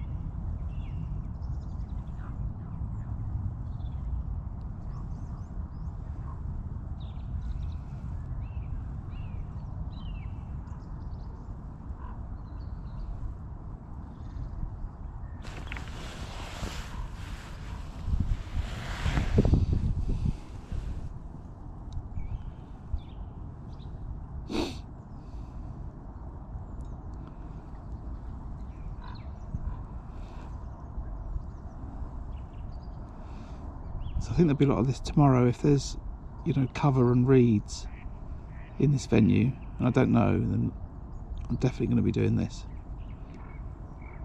I need to look for cover. And I think there might be there's some islands, I think, in the lakes. It might be fishing to islands, so I need all sorts of stuff. I need to take the pole, I need to get ready to fish a little method feeder. Need some maggots, ground bait, 2mm pellets, all sorts of things I need to take tomorrow. It's a new venue, I've not fished it before, so I'm looking forward to that.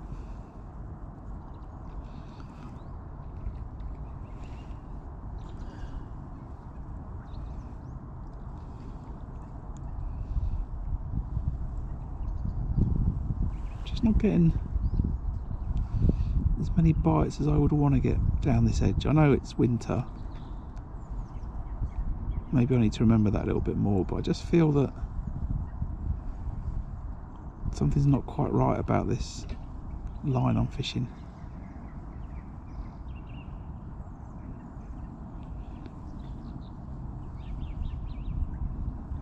Don't know what it is. I think the issue is that when I plumbed it up, it drops off quite a lot if you come away from the reeds. I wasn't too sure whether to fish the reeds or to fish the slightly deeper water, but I guess if I was fishing the deeper water, then I'm not fishing the reeds. I don't know if that makes any sense. I think the water's, I think it's deep enough. It's at least a couple of foot.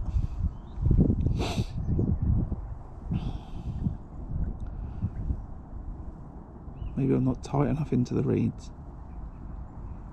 Maybe that's the problem.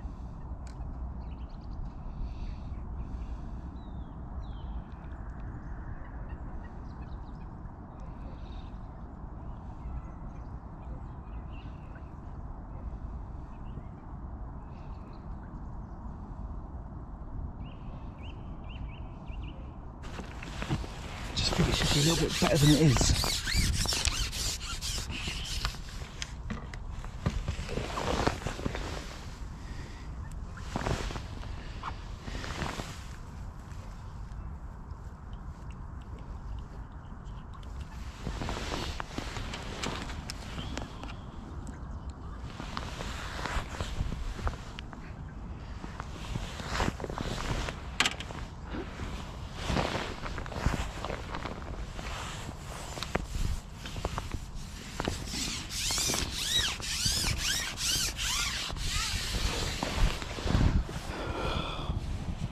Might be the shadow over it. I wouldn't have thought so, but maybe it is.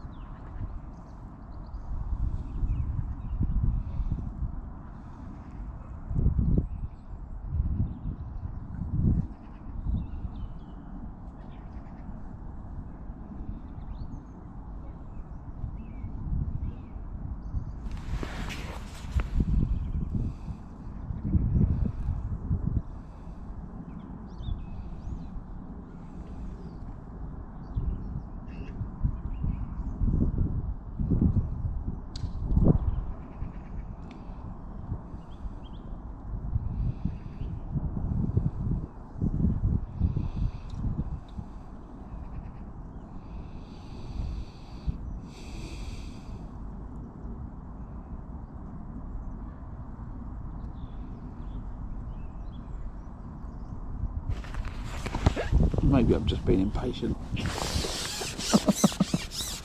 Maybe.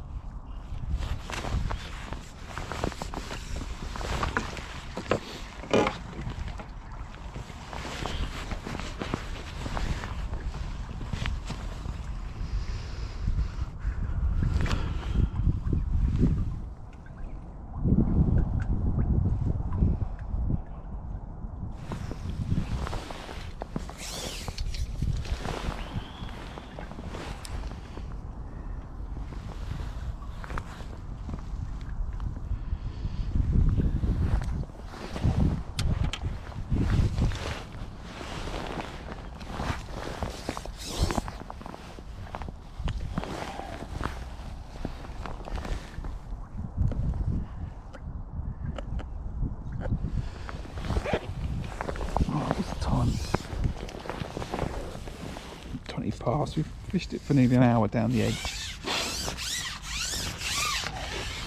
Certainly a lot more weight than I had in the middle. I had more bites in the middle, but I had a few skimmers and small F1s. Down here they've been proper sized F1s, a couple of small stockies, but certainly a couple of fish that are £2-3 a piece.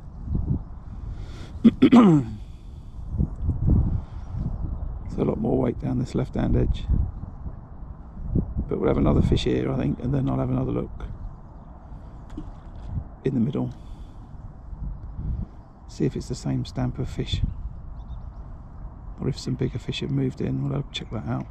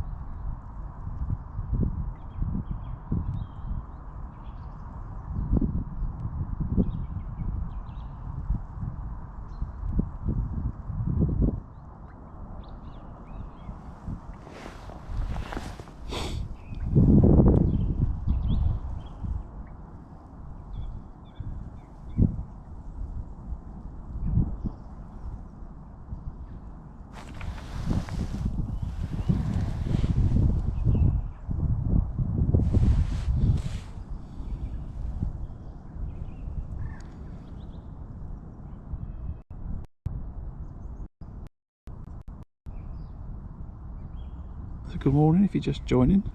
It's just coming on to 11:30, and I'm fishing peg 3 on Canal Pool at Tunnel Barn Farm. Just fishing down my left hand edge. Been having a few bigger F1s I caught earlier in the session. Top 5, top 6 out in the middle, and the slightly smaller stamp, so I fed the edge for an hour and then I came in. I've had more weight in the hour that I fished here than the hour I fished out there, I think. But I'm going to just go out in the middle again in a minute. I'm just holding out for one more fish down this left hand edge before I switch. I'm feeding my right hand edge as well, but the sun's coming up from that way, so I'm going to leave that till at least halfway through the day before I look down that edge as well. So yeah, it's a nice day. I'm just simple fishing. I'm fishing maggots on the deck with a bulk rig, 017 to 013 hook length with a size 18 SLWG from Guru, and I've hooked the bottom.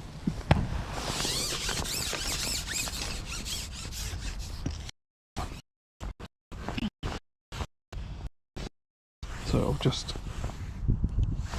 refill again with the pot. Just half a pot of bait, I think, which is just tipped up.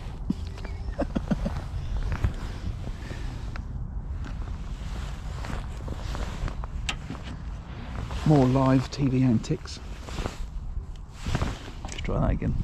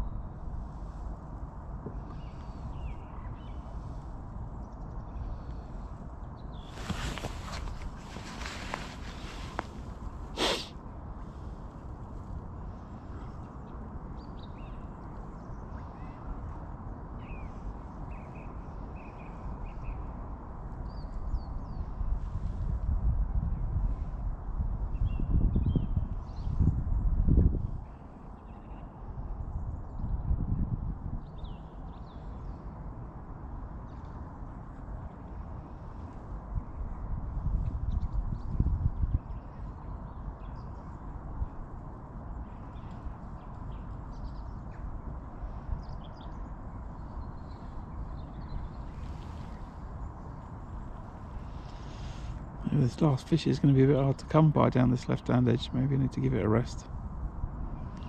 Get off out. I'll fish it for another couple of minutes. No more. Otherwise I might suddenly find I've lost 15 minutes trying to get one bite down here.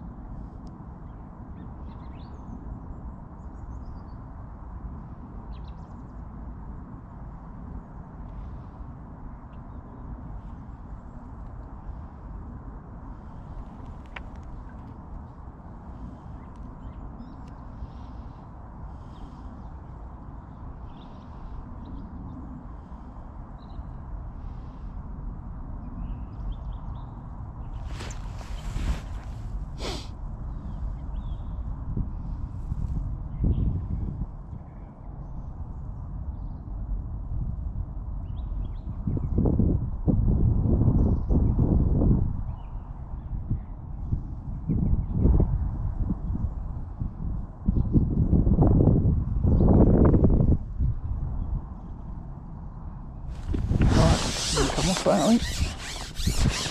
Doesn't feel quite right.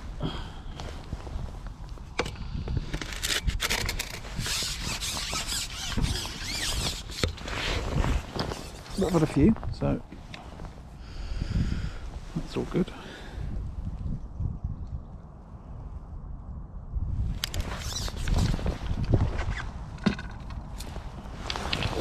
Let's go back on the long line. See if we've got a different stamp of fish.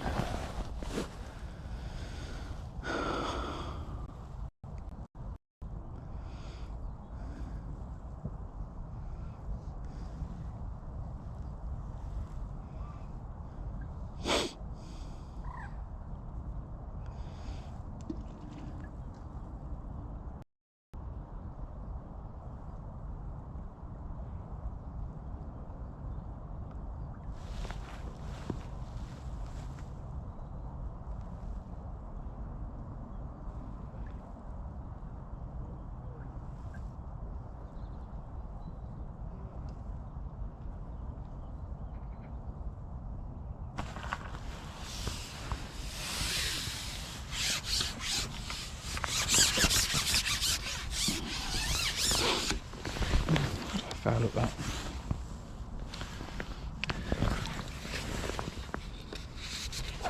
I don't know, I'm going to refeed. I think I foul hooked it.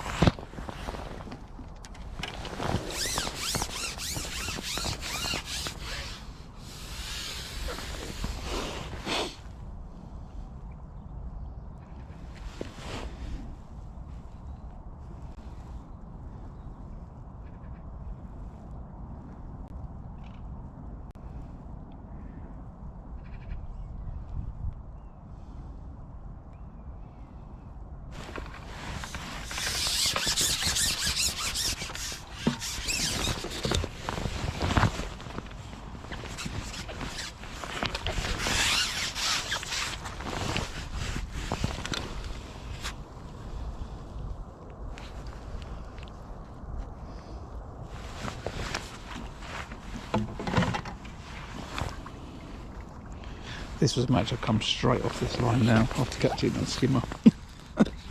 Or maybe I might stay for one more fish, but I certainly wouldn't stay on there if that's what was there. I'd have to go and have a look down my right hand edge, I think, but it's not a match. But it certainly makes me think that it's still small fish. I'm going to just nip to the loo in a second, so I'll have another one and then fish, and I'm going to nip to the loo, and I might move that second camera down towards that edge line to the left.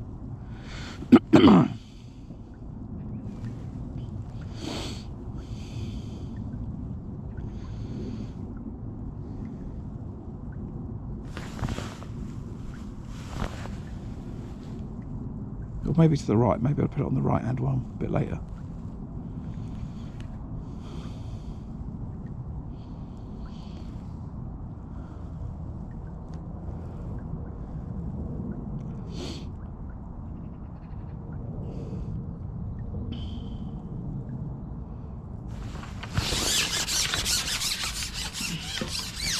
In fact, now I've said it,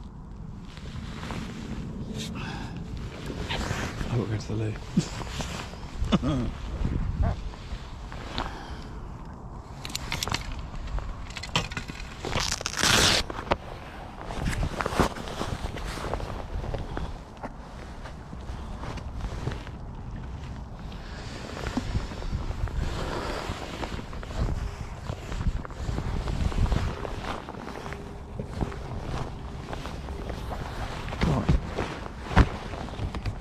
Bear with me 1 second, everybody.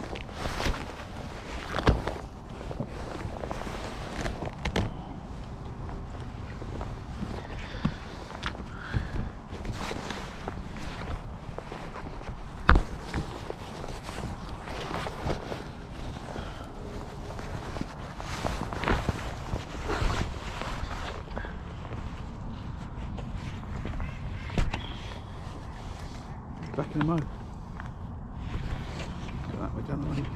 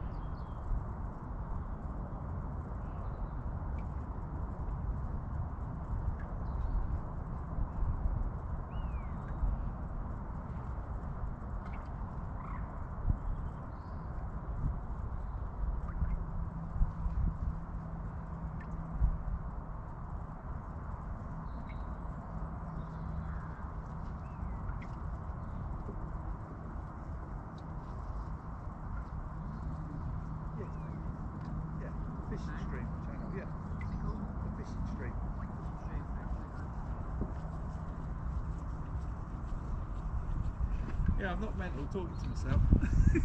Yeah. It might appear it.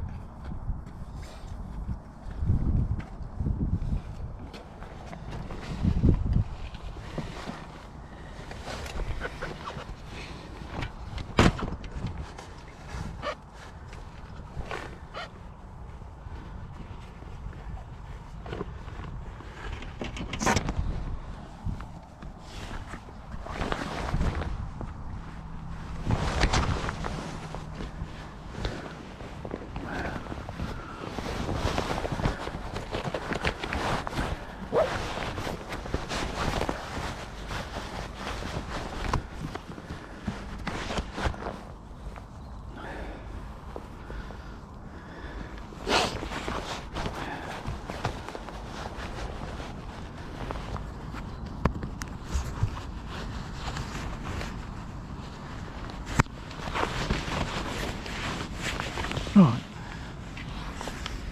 now about that little break.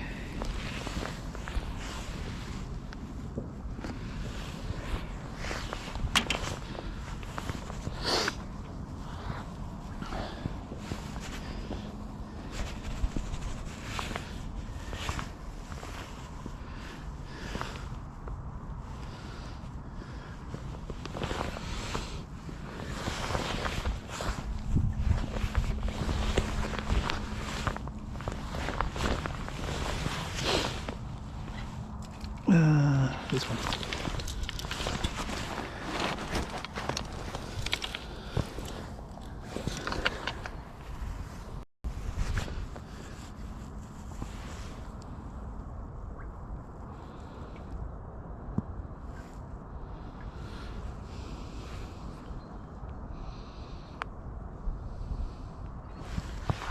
Right. So I think that's definitely a thing. Well, we'll fish out here for a little bit more. Let the sun move a little bit. And then when I go down one of the edges, I'll move the second camera. See if I can do get some shots of bites and stuff down the edge.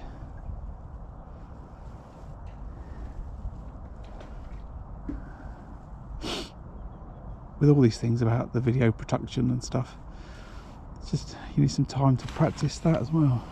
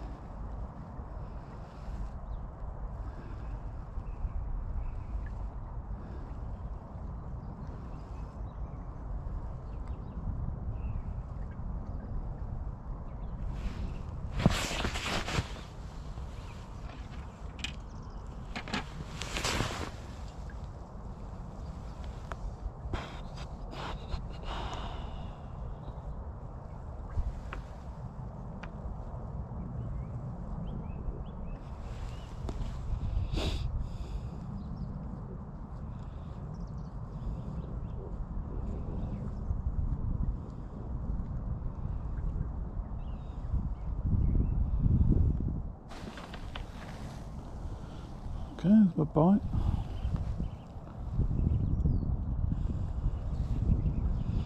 Just going to see if I can get another bite quickly, and then I'm going to refeed it.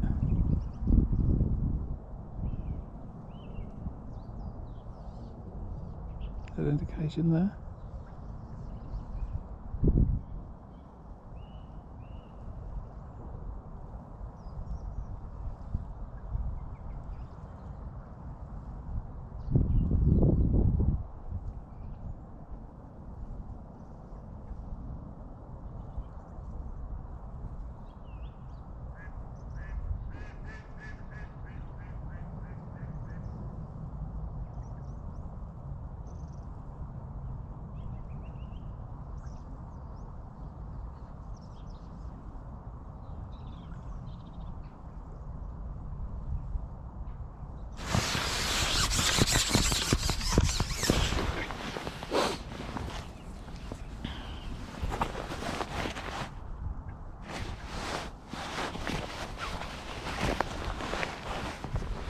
camera all wonky that way.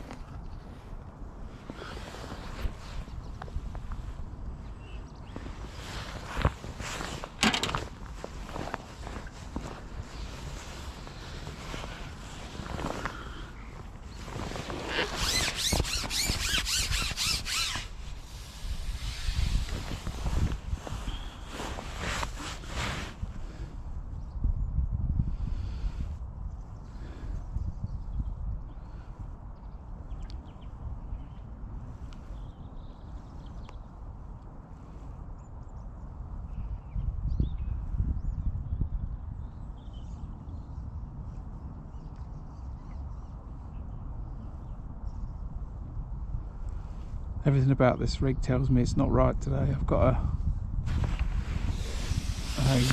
wire stem float fishing with a bulk on the bottom, and I think it should be a carbon stem fishing with a spread out shotting pattern.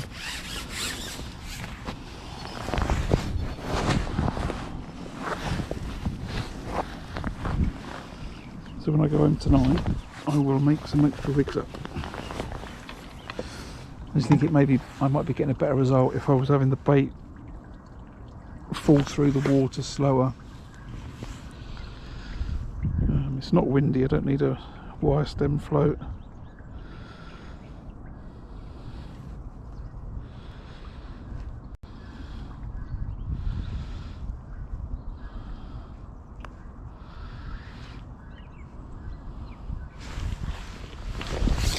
So I'll make sure that I mix them up.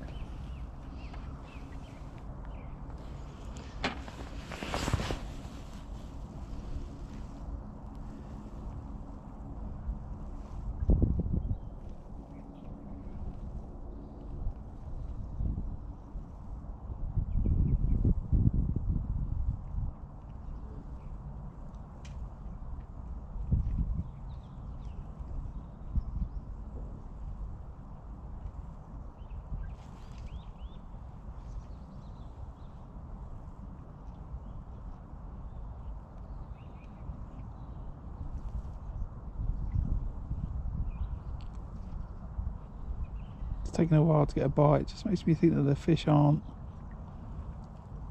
necessarily on the bottom.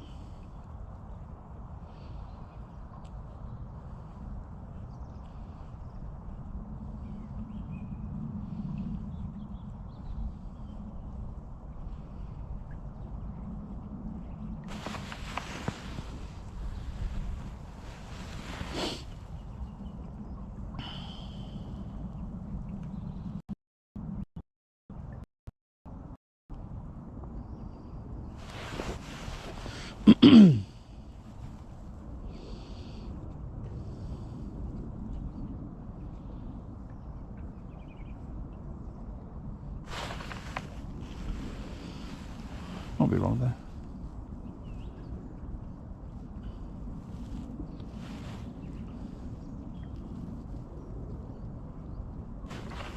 Yeah, that's definitely nailed it on the drop. I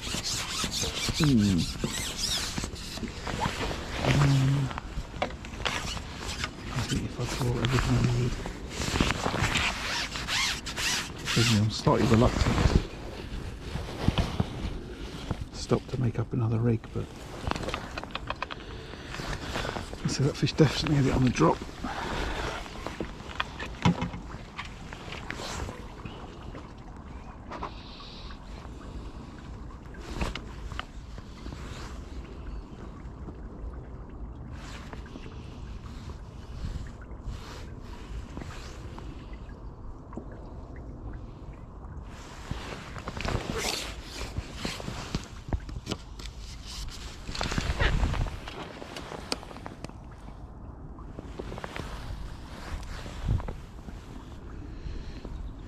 If we should feed a little bit more, might put them down.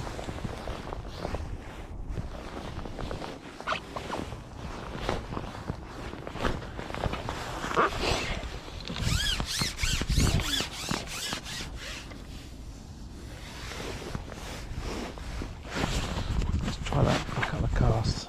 Put more bait in the pole line.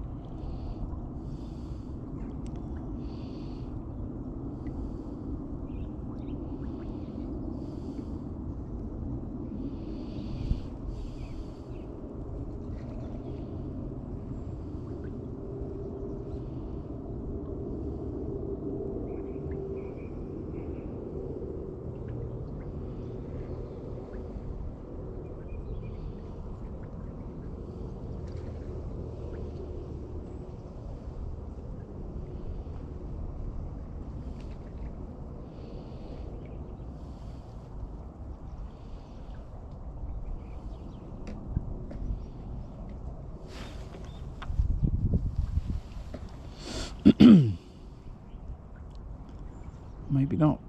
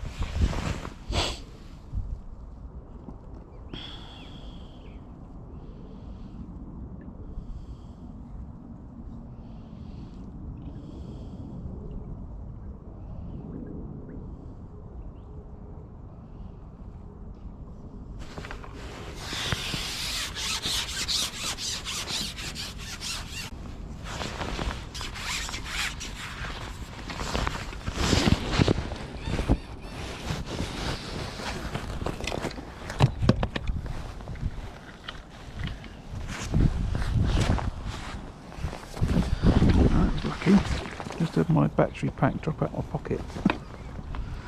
Luckily it's landed on the platform and not in the lake.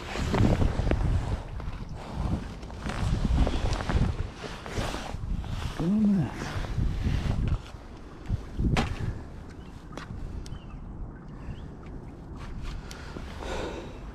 Oh no, you should see it in Abingdon.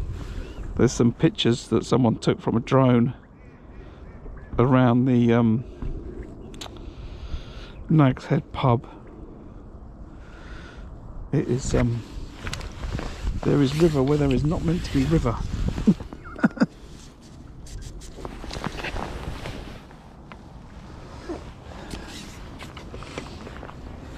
We'll strictly be fishing lakes for a little bit, I think.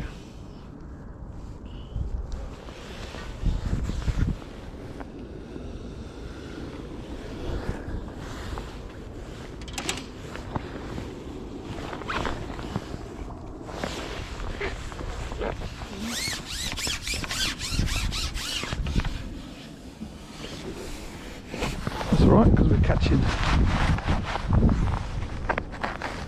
plenty of fish here at Barn Farm today, so that's all good. Catching some F1s and skimmers down the middle of the lake, and I've caught F1s, better stamp down the left hand edge. I'm just resting it a little bit, and then we're going to look down the right hand edge in an hour or so, see if we can get fish down that edge too. So catching a few fish today for sure.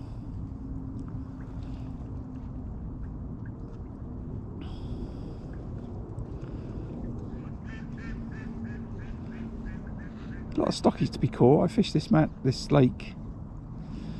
I'm on Canal. I fished it in one of the Daiwa Pole Masters. Further up to my right, and I don't remember catching so many small stockies, but you know, they put new fish in every year, and little fish are generally more active than the bigger ones, but quite a few small stockies today.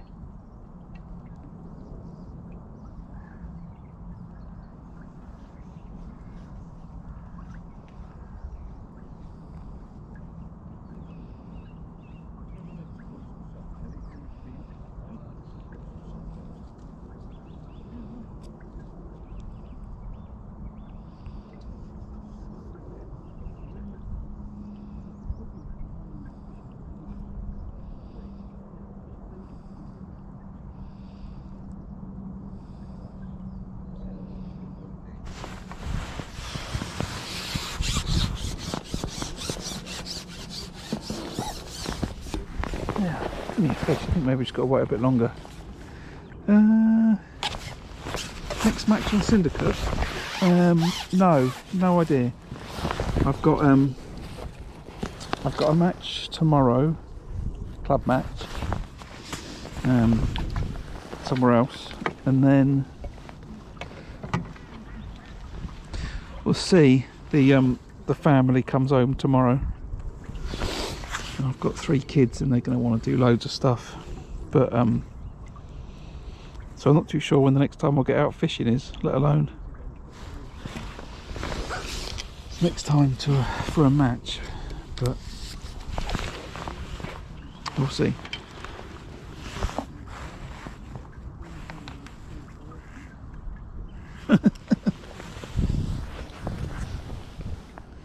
There's a lot on it. Well, saying that, Syndicate Lake is flooded. If you look on Gold Valley's website, it says it was said for the match today, please bring wellies because some of the platforms might be underwater. I wonder if the River Blackwater's burst its banks, because the River Blackwater runs along the side of Syndicate on the far bank and then sort of turns right and veers off. I wonder if the Blackwater's spilled its banks out onto the road and the lake. Either that or the water level's high, really high, and peg 119, 120, 121 might be underwater.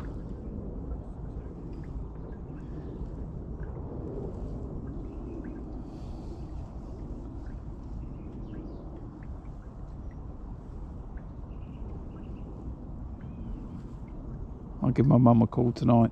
She can tell me how far the River Blackwater's up her back garden. To tell me how much it's flooded.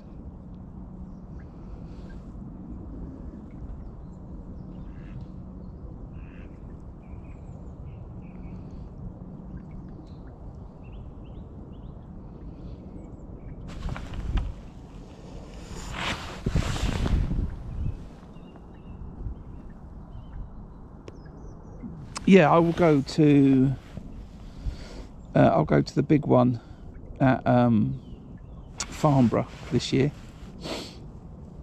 I can't think what time of the year the big one is. February, March, April, sometime. I remember thinking it's always cold, but yeah,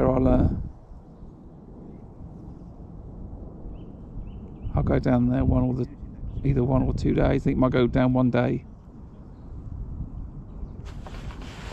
Oh, maybe 1 or 2 days, I don't know. Generally go down and have a bit of a natter, listen to some of the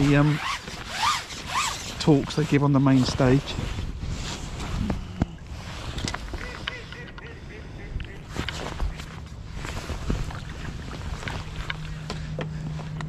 But yeah, I'll probably be down there, Simon.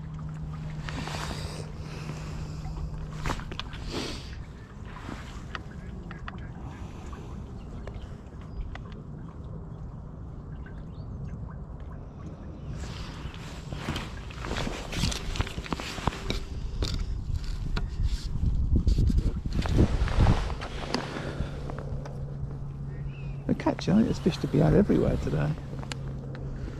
Just got to keep feeding regularly.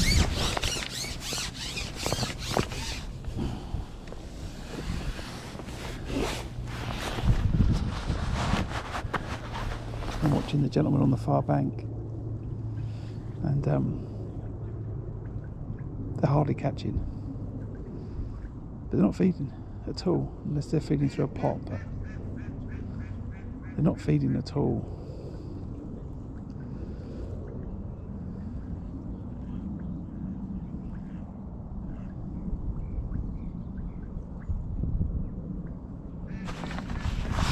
There's loads of fish here. Loads of fish.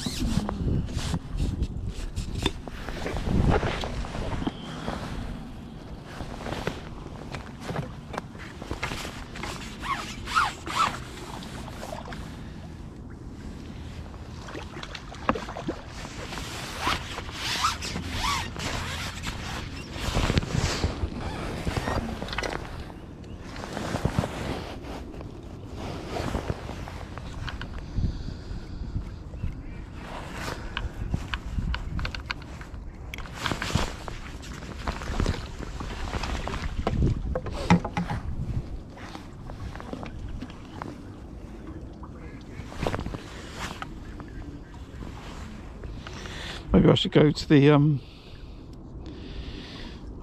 to the big one and sell some hats. Get myself a stall, sell some fishing stream merchandise.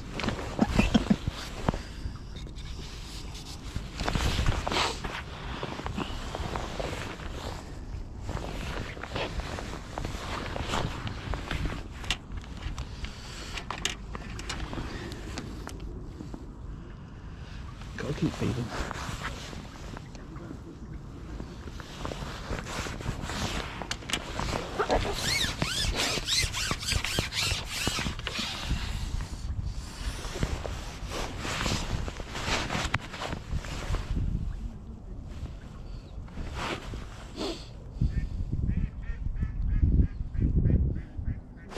Yeah, look, they've really come on that line down the middle. I don't know if it's because I've been fishing down the edge. It took a little bit of a while to get going, but either that or because I put some more bait in. I don't know, but certainly got a few fish feeding the peg right now. I don't know why that float's sitting down so low, but I might have to take the number 11 tuning shot off.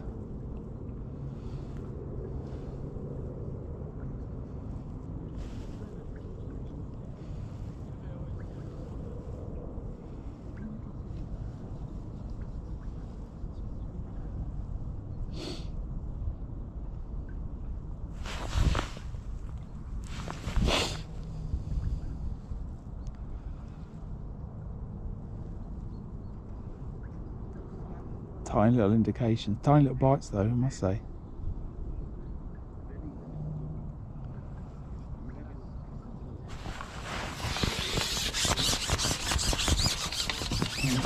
A bunch of small skimmers mixed in with the F1s.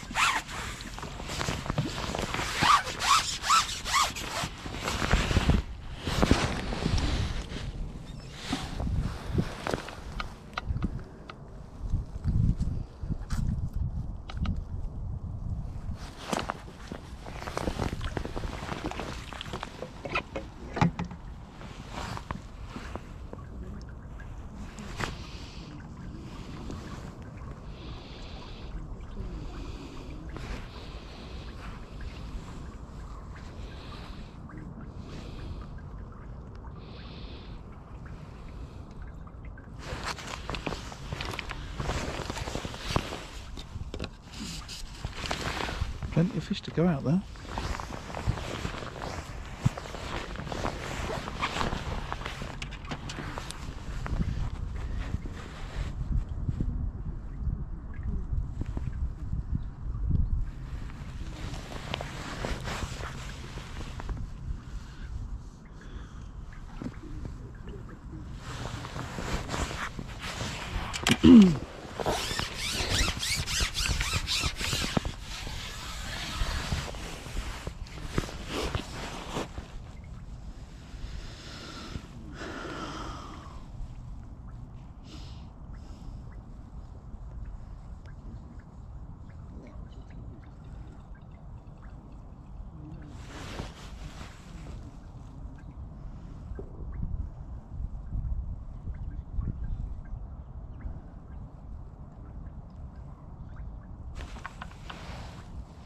Take the shot off of that float. It's sinking now all the way down to the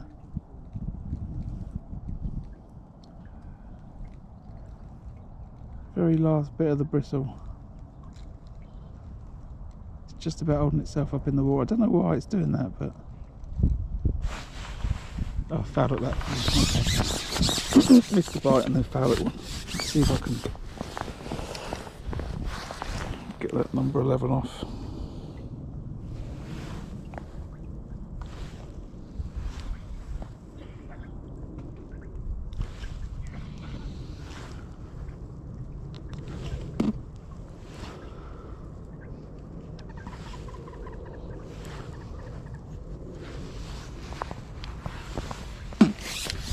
Excuse me, very delicate process with my teeth.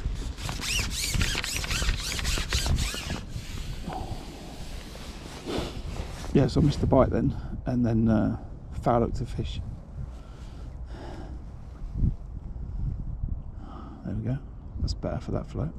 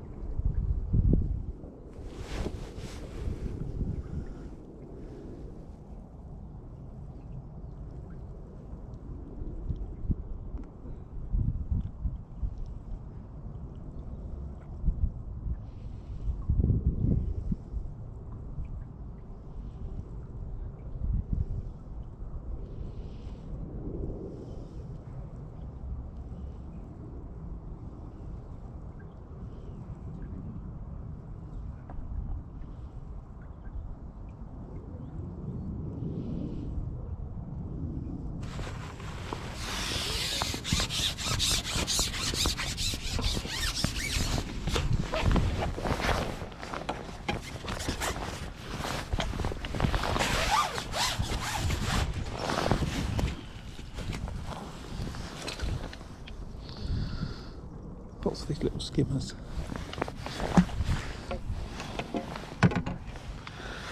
To be had today, I think.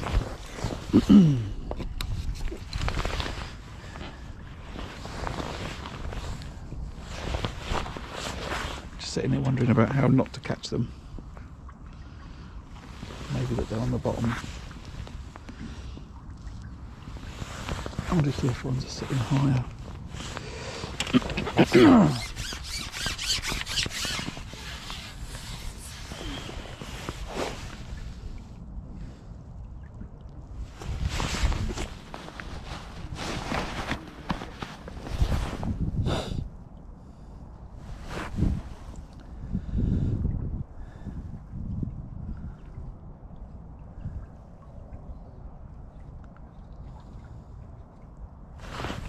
It's a lot easier to see off this front camera when I'm not fishing so far out.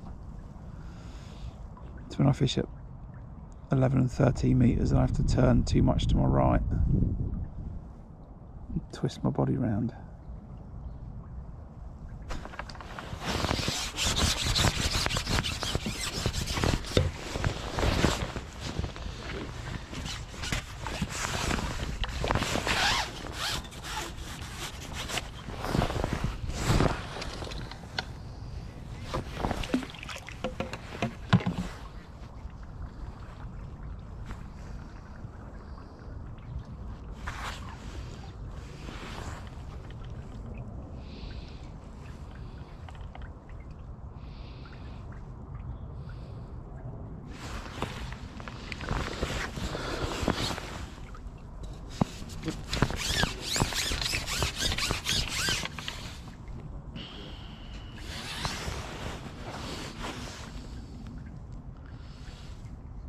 I've intentionally not fed, just in case you wonder. I'm not fast.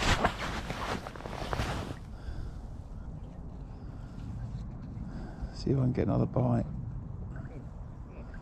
Which I must be able to do. I think there's a load of little skimmers down there.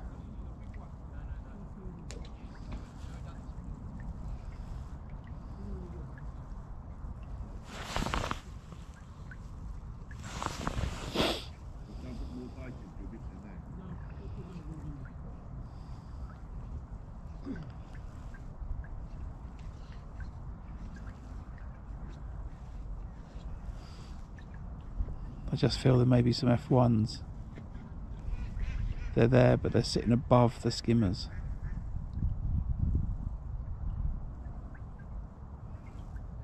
And when it's been in for this long, then it's just going to be a skimmer. Work at the bottom of the lake.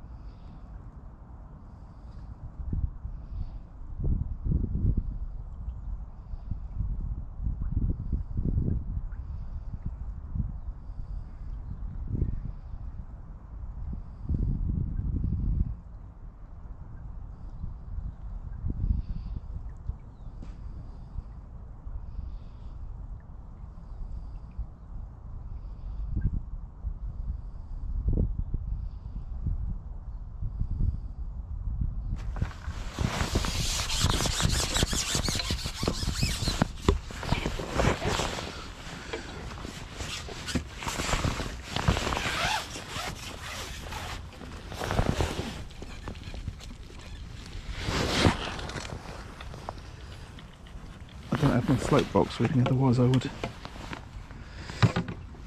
think about making up another rig. Let's swap those out in a minute. What's the time? 12 o'clock.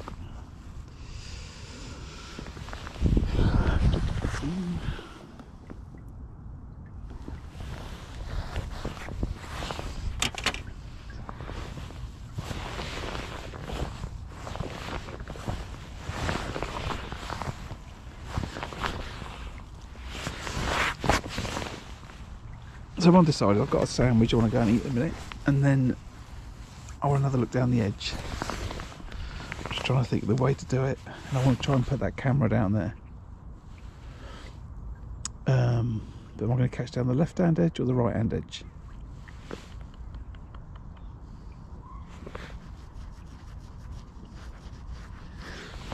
Tell you what, where would the camera be best?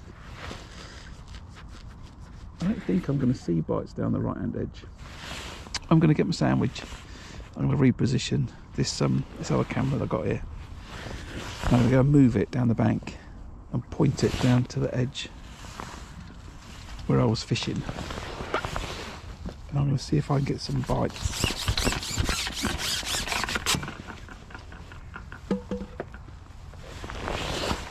Just got to try and remember where it is. So it's there. So I'm going to put it there on the bank. That'll remind me. So that's what I'm going to do. So I'm just going to take the camera off for a minute. A quick little bit of reorganisation.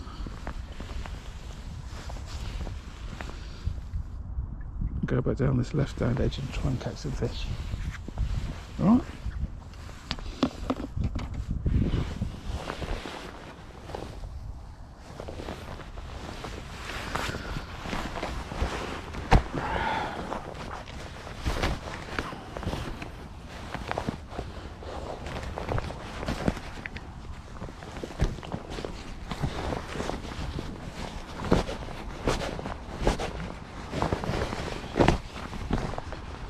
Right, what's a good view?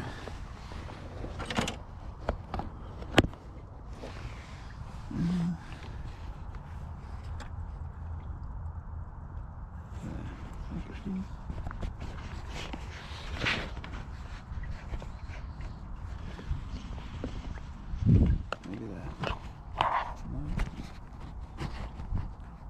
There.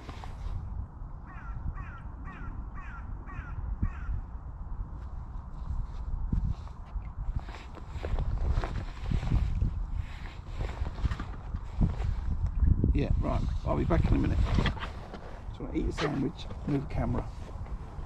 Won't be long.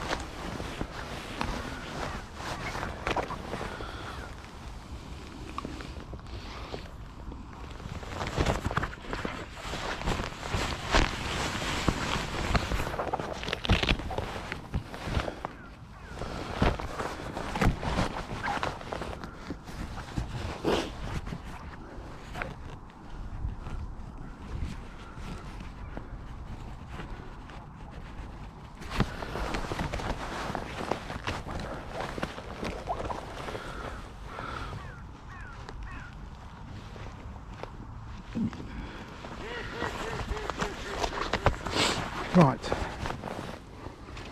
nearly ready.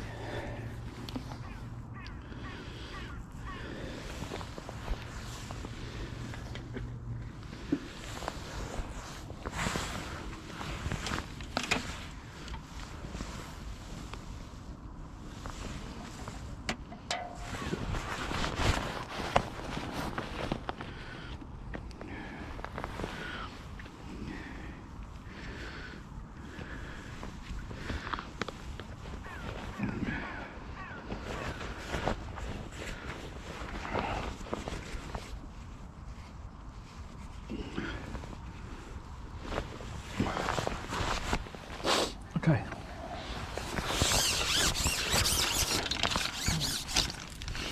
Break down this left hand edge. See what there is to catch. I've put the other camera. It's pointing right at the spot, so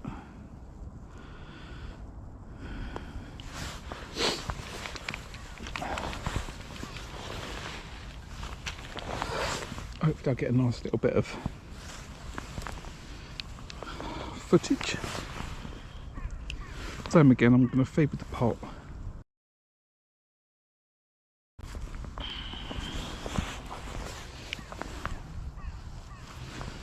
Let's see if we can catch some fish down this left hand edge, and then I'll have a little go down the right hand edge. Right, just tackle that bait out. Drop the rig.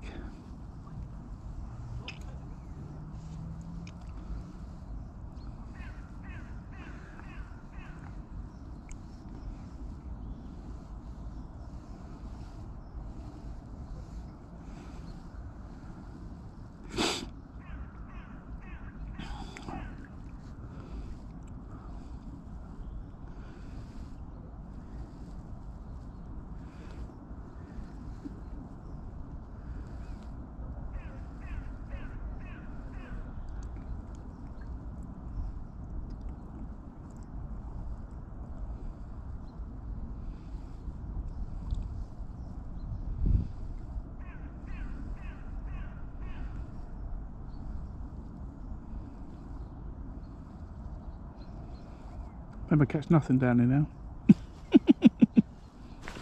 Oh, there we go. It's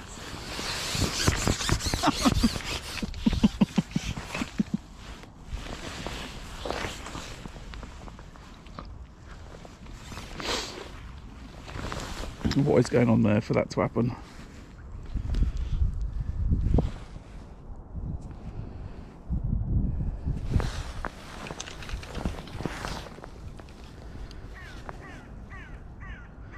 I just have a fantastic bite from a piece of weed.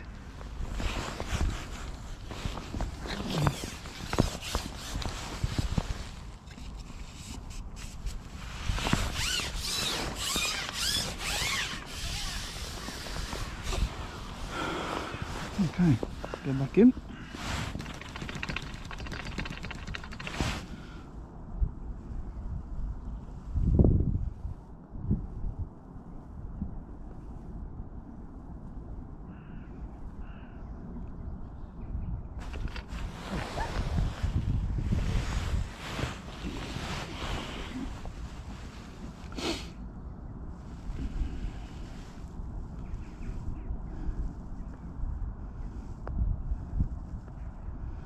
Bumped that one for sure, didn't I?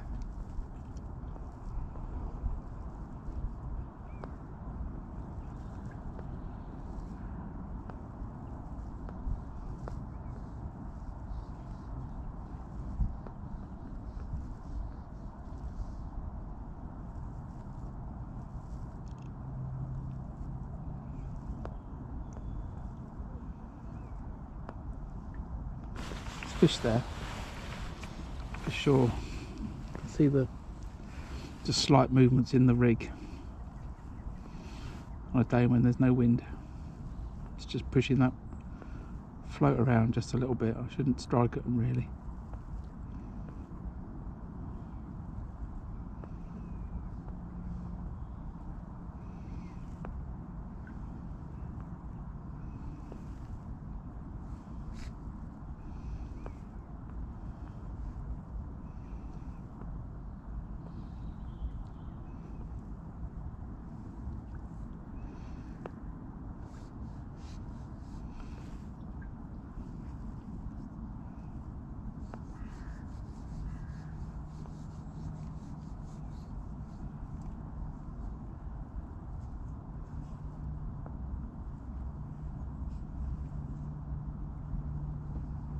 You just feel that.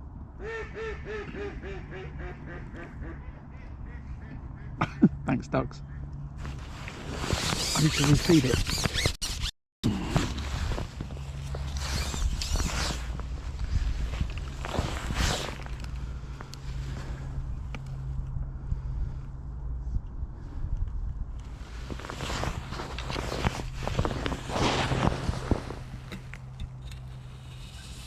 I also need to keep feeding that pig in front of me.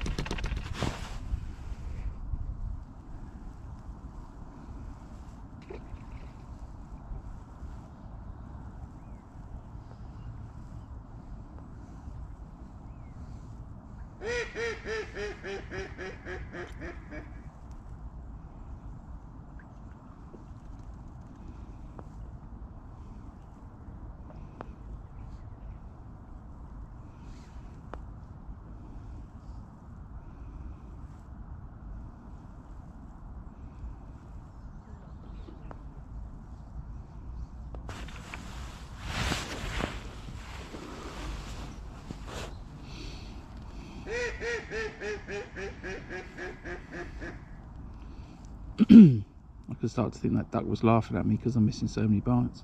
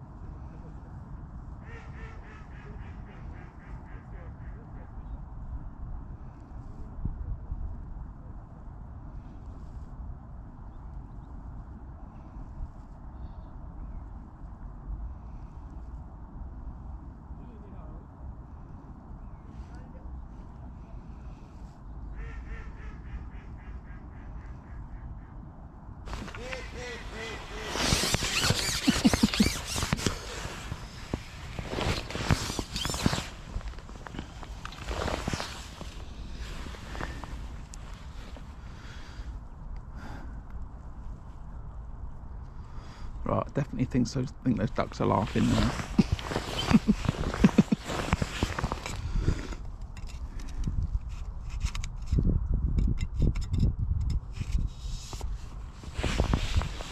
Put that there.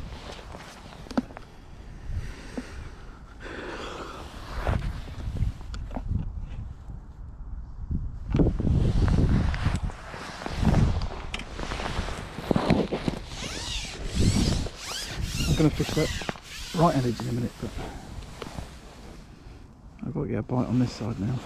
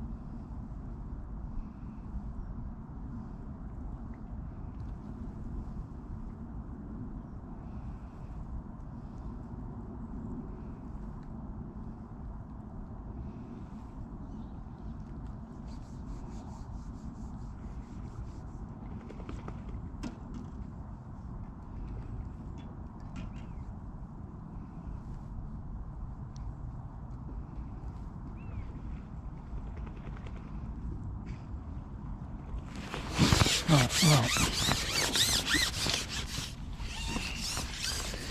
I'm going to quickly have a look down the right hand edge. Maybe those fish have become camera shy.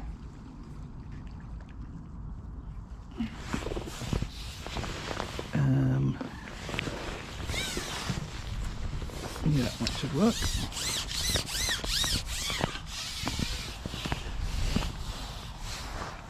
About there, I've been feeding it.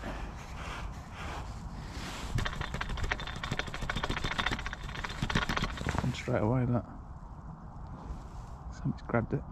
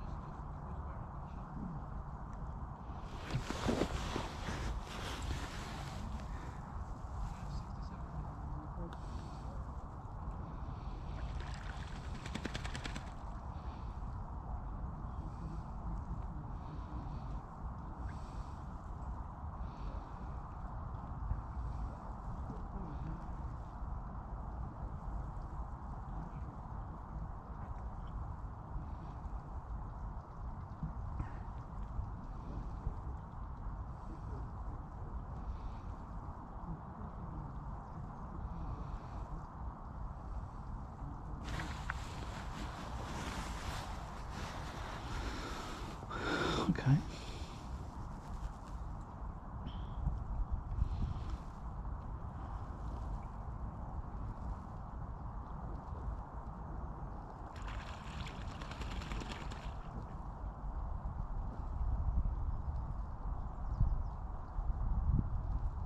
Then again, on this side, it might just take a few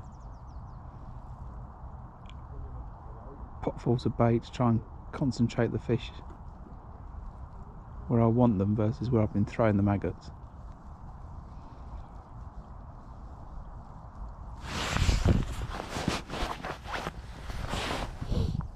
So I'll give it another minute and then I'm going to feed again.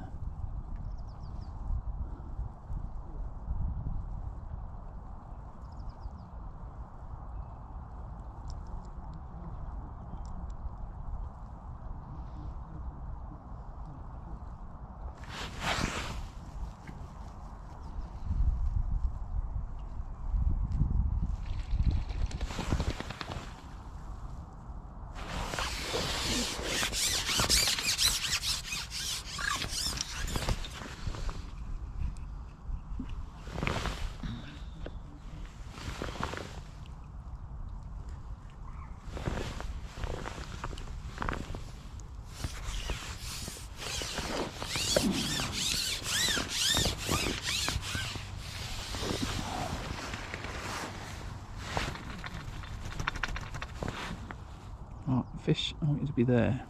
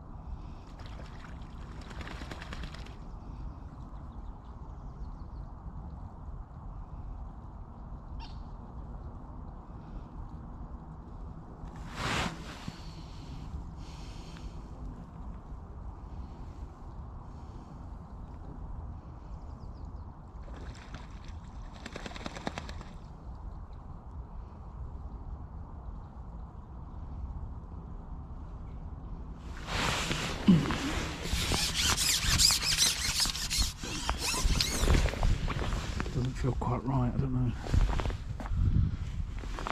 Why? Not that I'll get a bite quickly there, but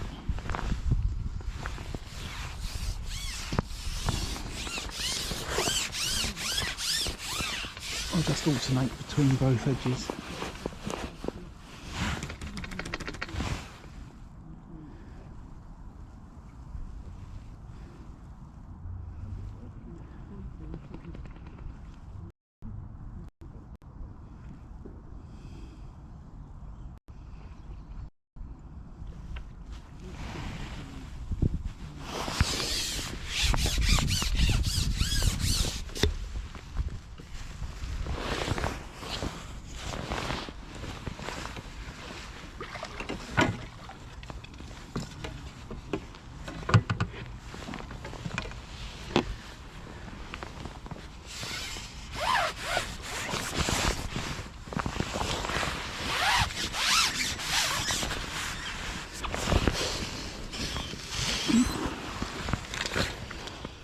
That's the sort of F1s we want to be catching.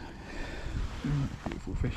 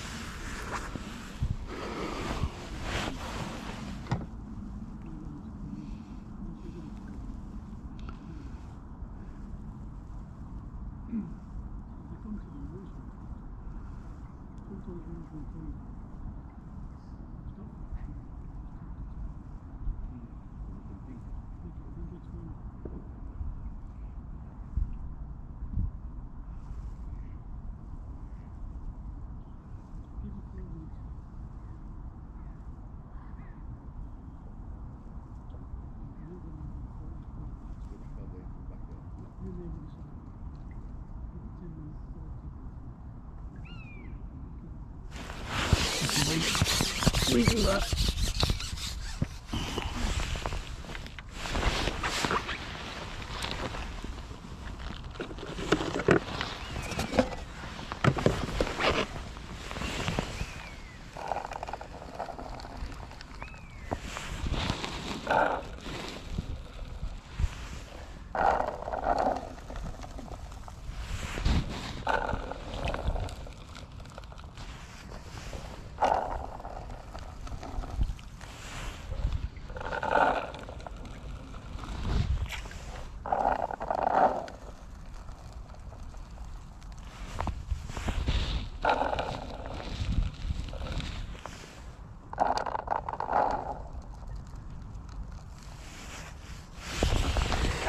Got a little bit too much maize with those maggots.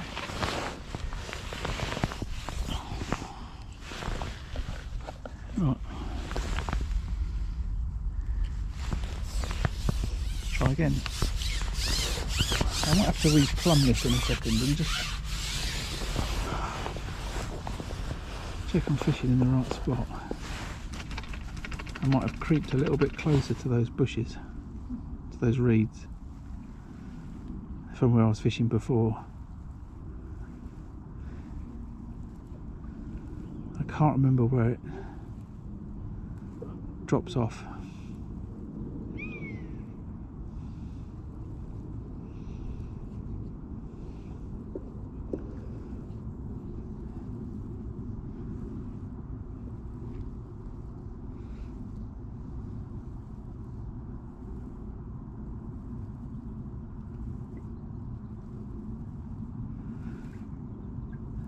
Sometimes find this when you fish multiple lines over the course of a day, you can start to forget exactly where you were fishing each line. You can creep a little bit too close to the bank or a little bit further out from the bank, and that might mean your bait suddenly going from laying on 2 inches to laying off the, being off the bottom 2 inches.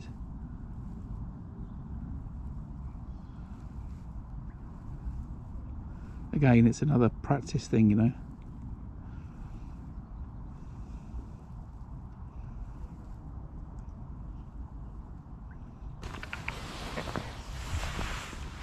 not fishing with a far bank marker. I should have done. I should have plumbed it to the tree, and I could have reset to the tree, but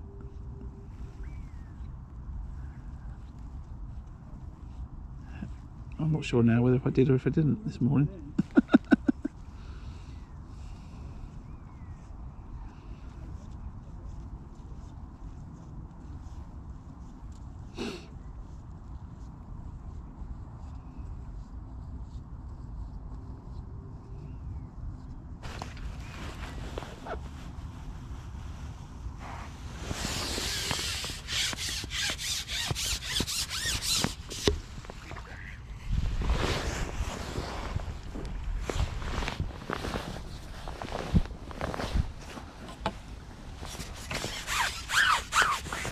A nice bite for the camera.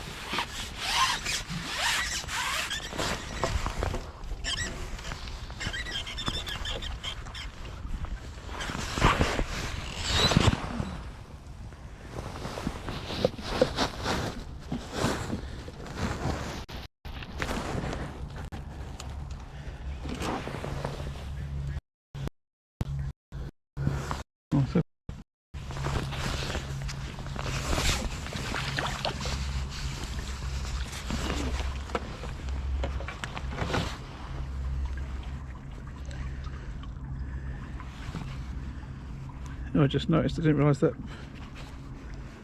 video's lagging, look. Oh, sorry about that, everyone. I don't know how long that's been like that. Is the picture quality a bit rubbish today?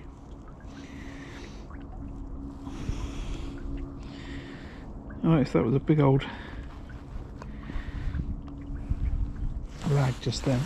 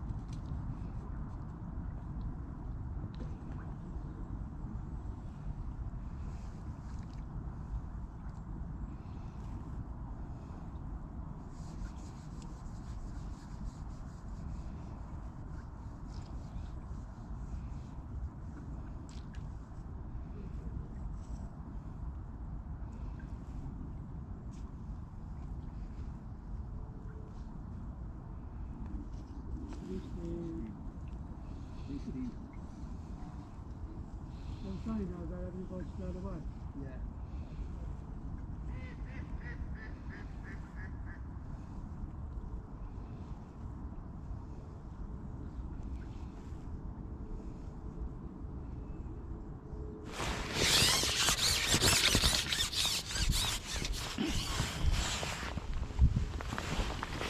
Just going to check that with a plummet. I'm not sure about that.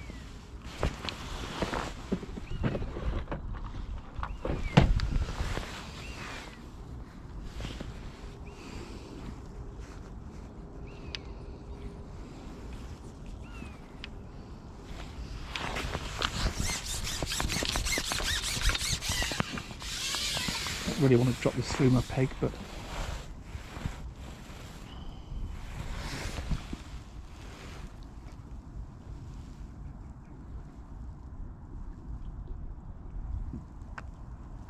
yeah, look.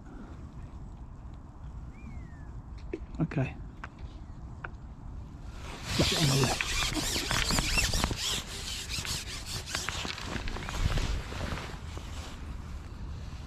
Fish it in the reeds.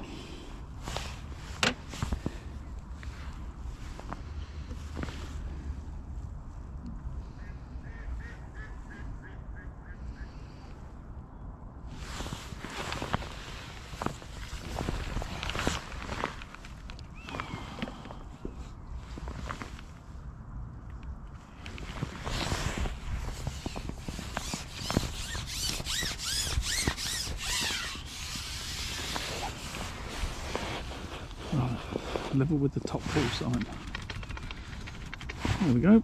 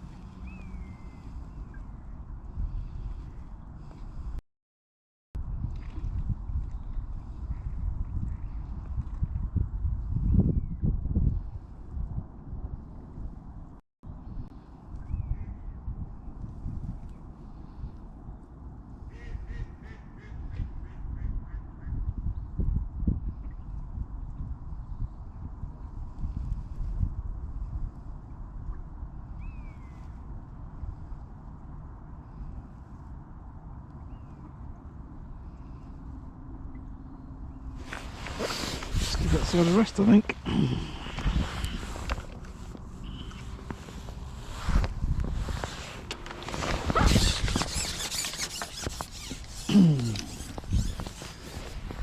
See if I can have a fish down to this right hand side.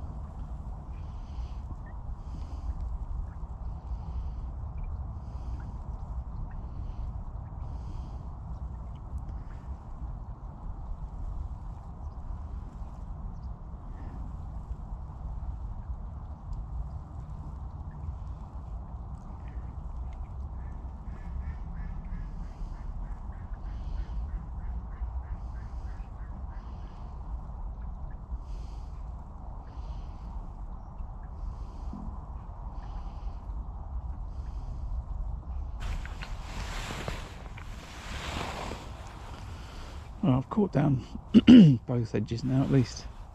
There's fish on this one. I think that they're going to take a little bit longer to group. I think I've been putting the bait in quite a wide area here today. I could have potted the maggot in, but I've been throwing it instead.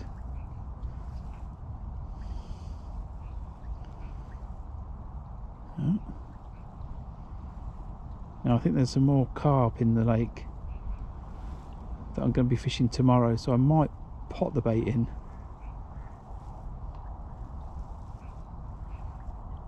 I have to get myself a maybe another number 4, number 5 on the cupping kit, so I can do it quickly.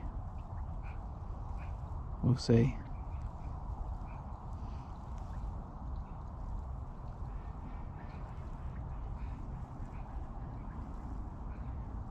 I do like the idea of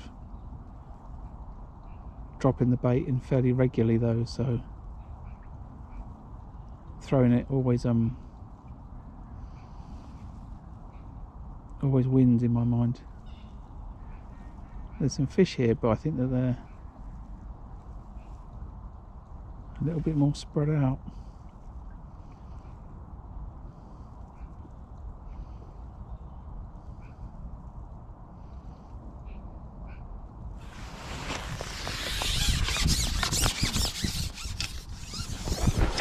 Right, let's have another look down the left.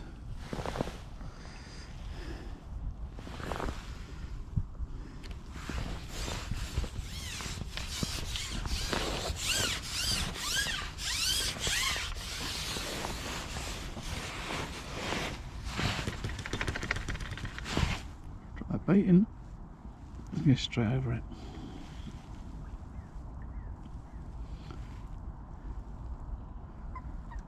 I'm not sure that's where I plumbed it up originally, but I know that's where it's right now. But I wonder if the level of the lake has changed during the day. If there's a run in to this lake anywhere, maybe from High Pool, I don't know.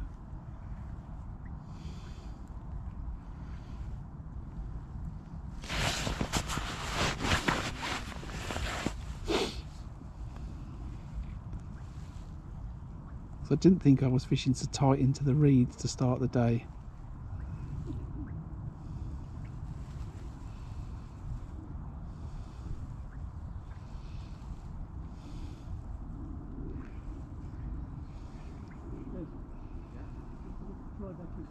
Yeah, so put a bit there, now there now. About 10 grand. Well, yeah, you could. And then come back in front of you for a bit.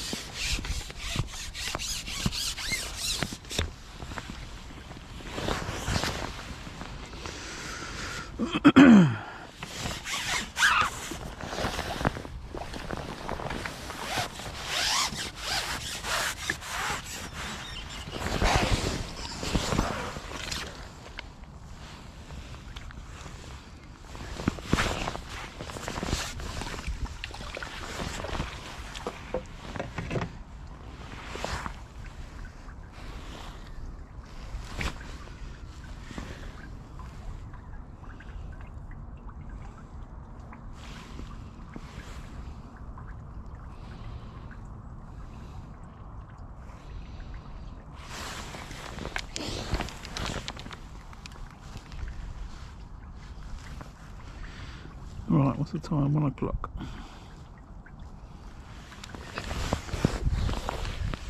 A few more fish.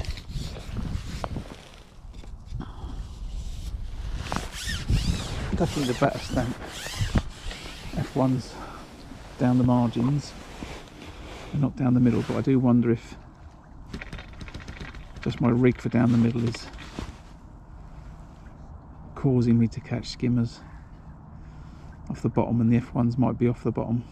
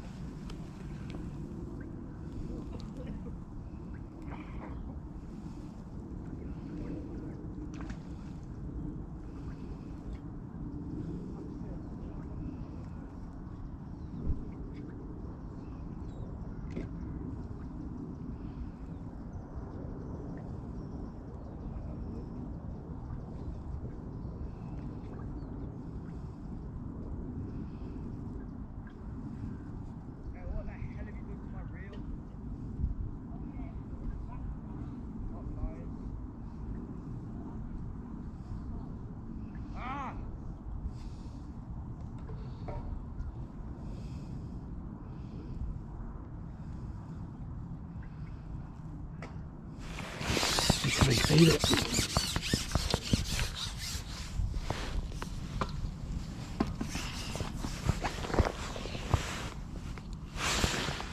I think that's going to be important tomorrow. Trying to get the timing right. Refeeding. I want to be a little bit stricter on the. I've had 2 bites and now I need to put some more bait in.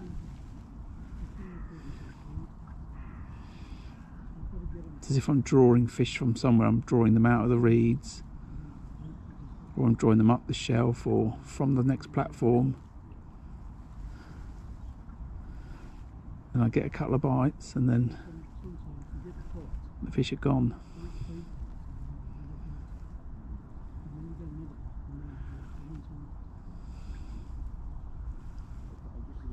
Other option might be ground bait, might do a better job at holding them there. So if I just put the maggots in and then plug the top with some ground bait, that might also work. So I think if I've got 2 edges tomorrow, I'll fish ground bait and maggot down one edge and maybe just maggot down the other. And then I think I'm going to be fishing a little pellet feeder or maggot feeder or ground bait feeder. I'm not really sure yet. We'll see. If it's open water fishing, I might fish a ground bait feeder. If it's to an island, it Might be a little pellet feeder.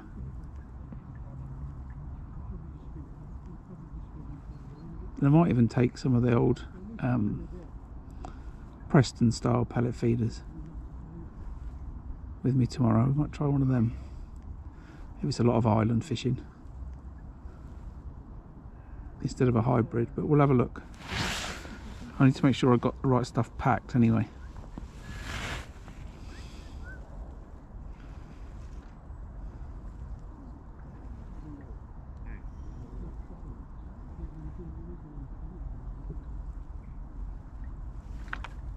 All bumped with this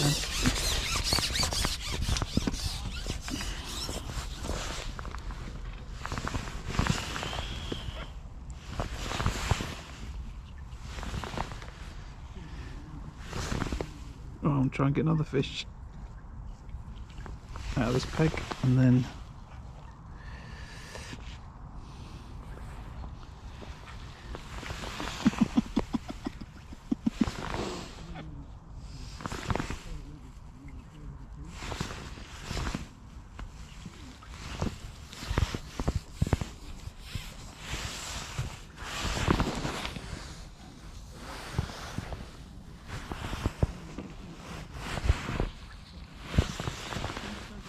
I just fed this other line before I filled that pot up. Let me try and get. We have another fish out this left hand side. Then I'm going to have another fish in the middle. And try and get another fish off the middle. And then have a little think. And I've got a bit of a drive, and I've got some prep to do for tomorrow.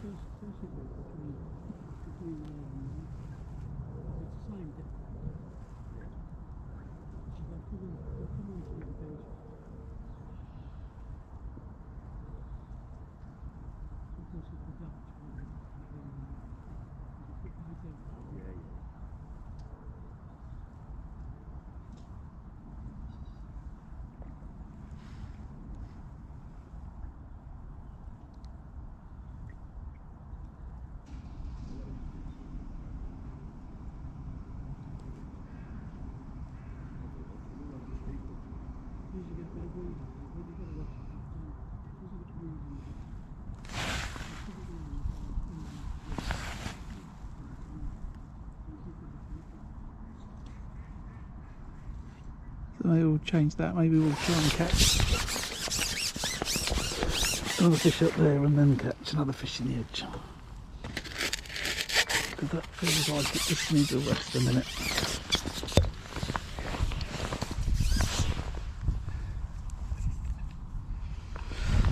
I definitely want to check the footage. I don't know if I've got any for where I plumbed it up, but I don't think it was as close into those reeds, and I think the level of the lake might have come up during the course of the day. I don't know.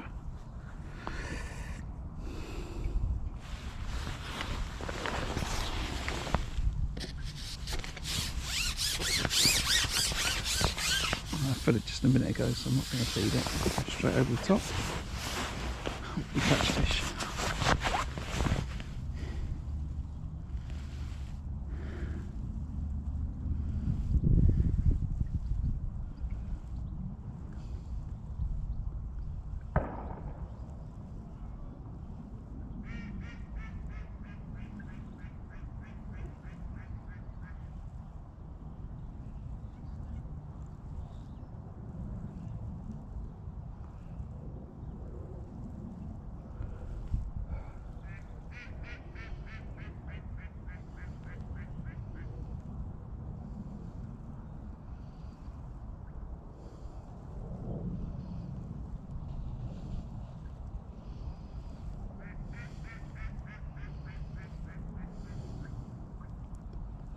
Or not.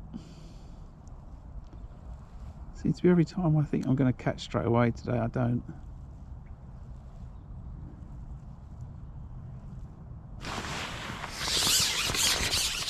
That's fine.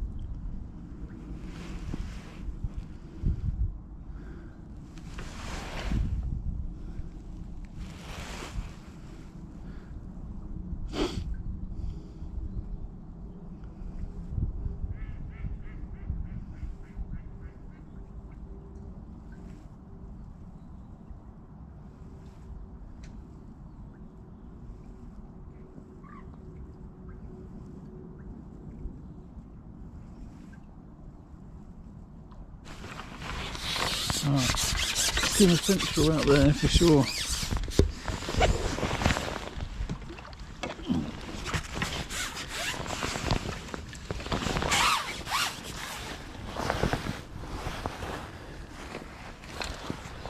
think we'll have one more out of there and then I'll go down the edge. So let's catch one more fish to finish, I think.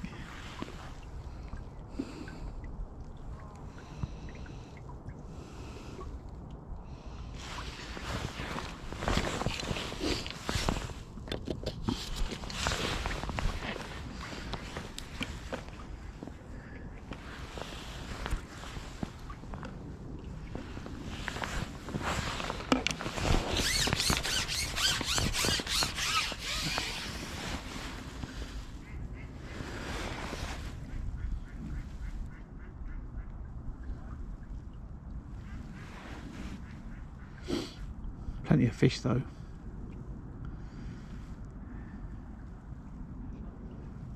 Just need to work out how to catch F1s out of there, not skimmers. As I said, I think it's because I'm fishing on the deck. I think the F1s might be higher in the water, might require a different rig to catch them. Or I need to feed it heavier, I'm not sure which.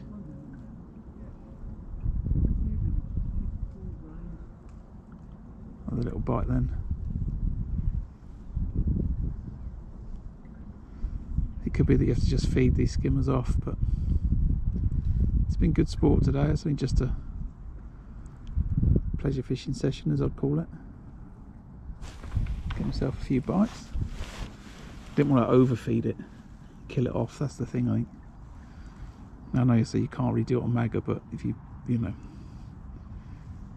I'm trying to feed these fish off, then I think I could get that wrong, but it'll be something to try a different day.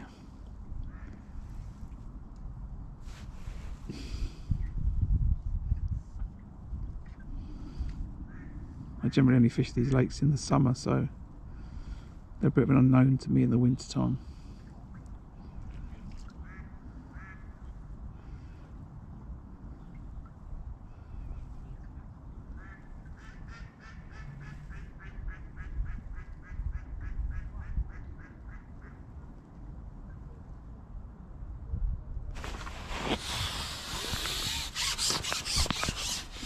Fish mixed in with them, I think, but predominantly a smaller stamp off that line today.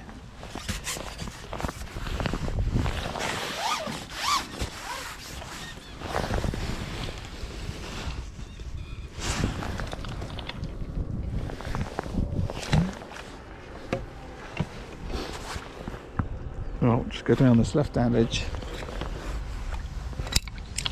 See if I can catch myself a fish to finish.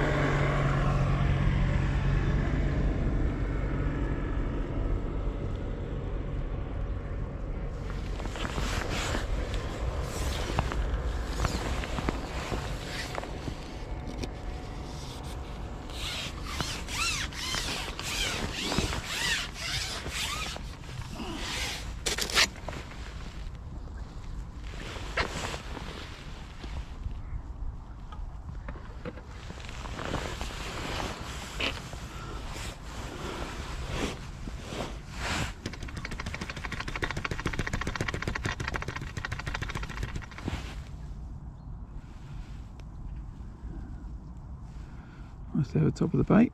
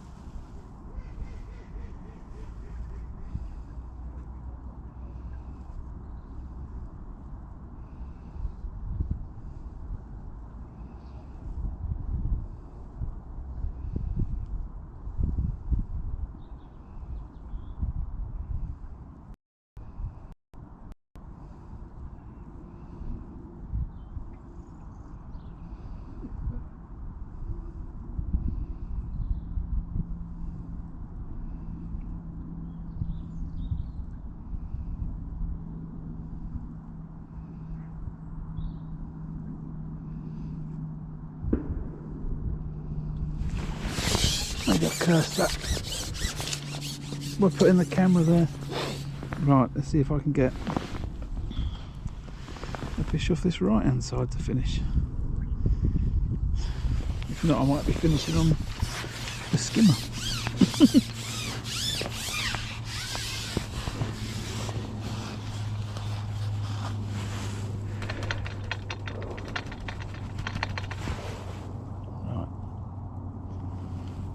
Importance of far bank markers, I think, today has taught me. I thought I'd be alright fishing down the edge, but I've lost my little way a little bit with markers. Not been disciplined enough with it.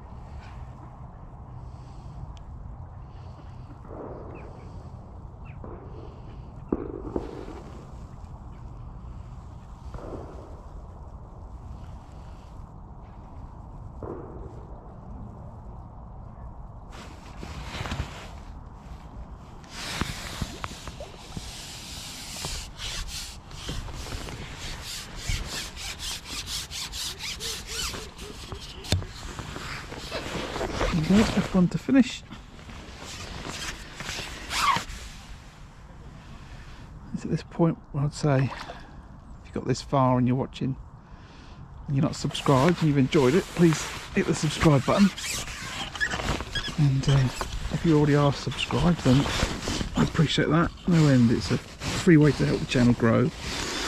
Every subscription and every time you hit subscribe and like, it helps boost the channel, so thank you for that. Much of new people have found the channel over the Christmas holidays, which is great. So I think I'm going to call it there for the day. So thanks for tuning. It's been a bit of F1 skimmer maggot fishing down at Tunnel Barn Farm, which has been a fantastic day. I'm now going to go home, get ready for the match tomorrow. There's a few things I want to do slightly differently. I need to make up some different rigs with carbon stems to have just in case I get that feeling again that the F1s are up off the water, up off the bottom, and remake a couple of edge rigs and be fully prepared for what may come, and pack some ground bait. So as I said, thanks for watching, and I look forward to catching you on the next one, which might be tomorrow. I'll see you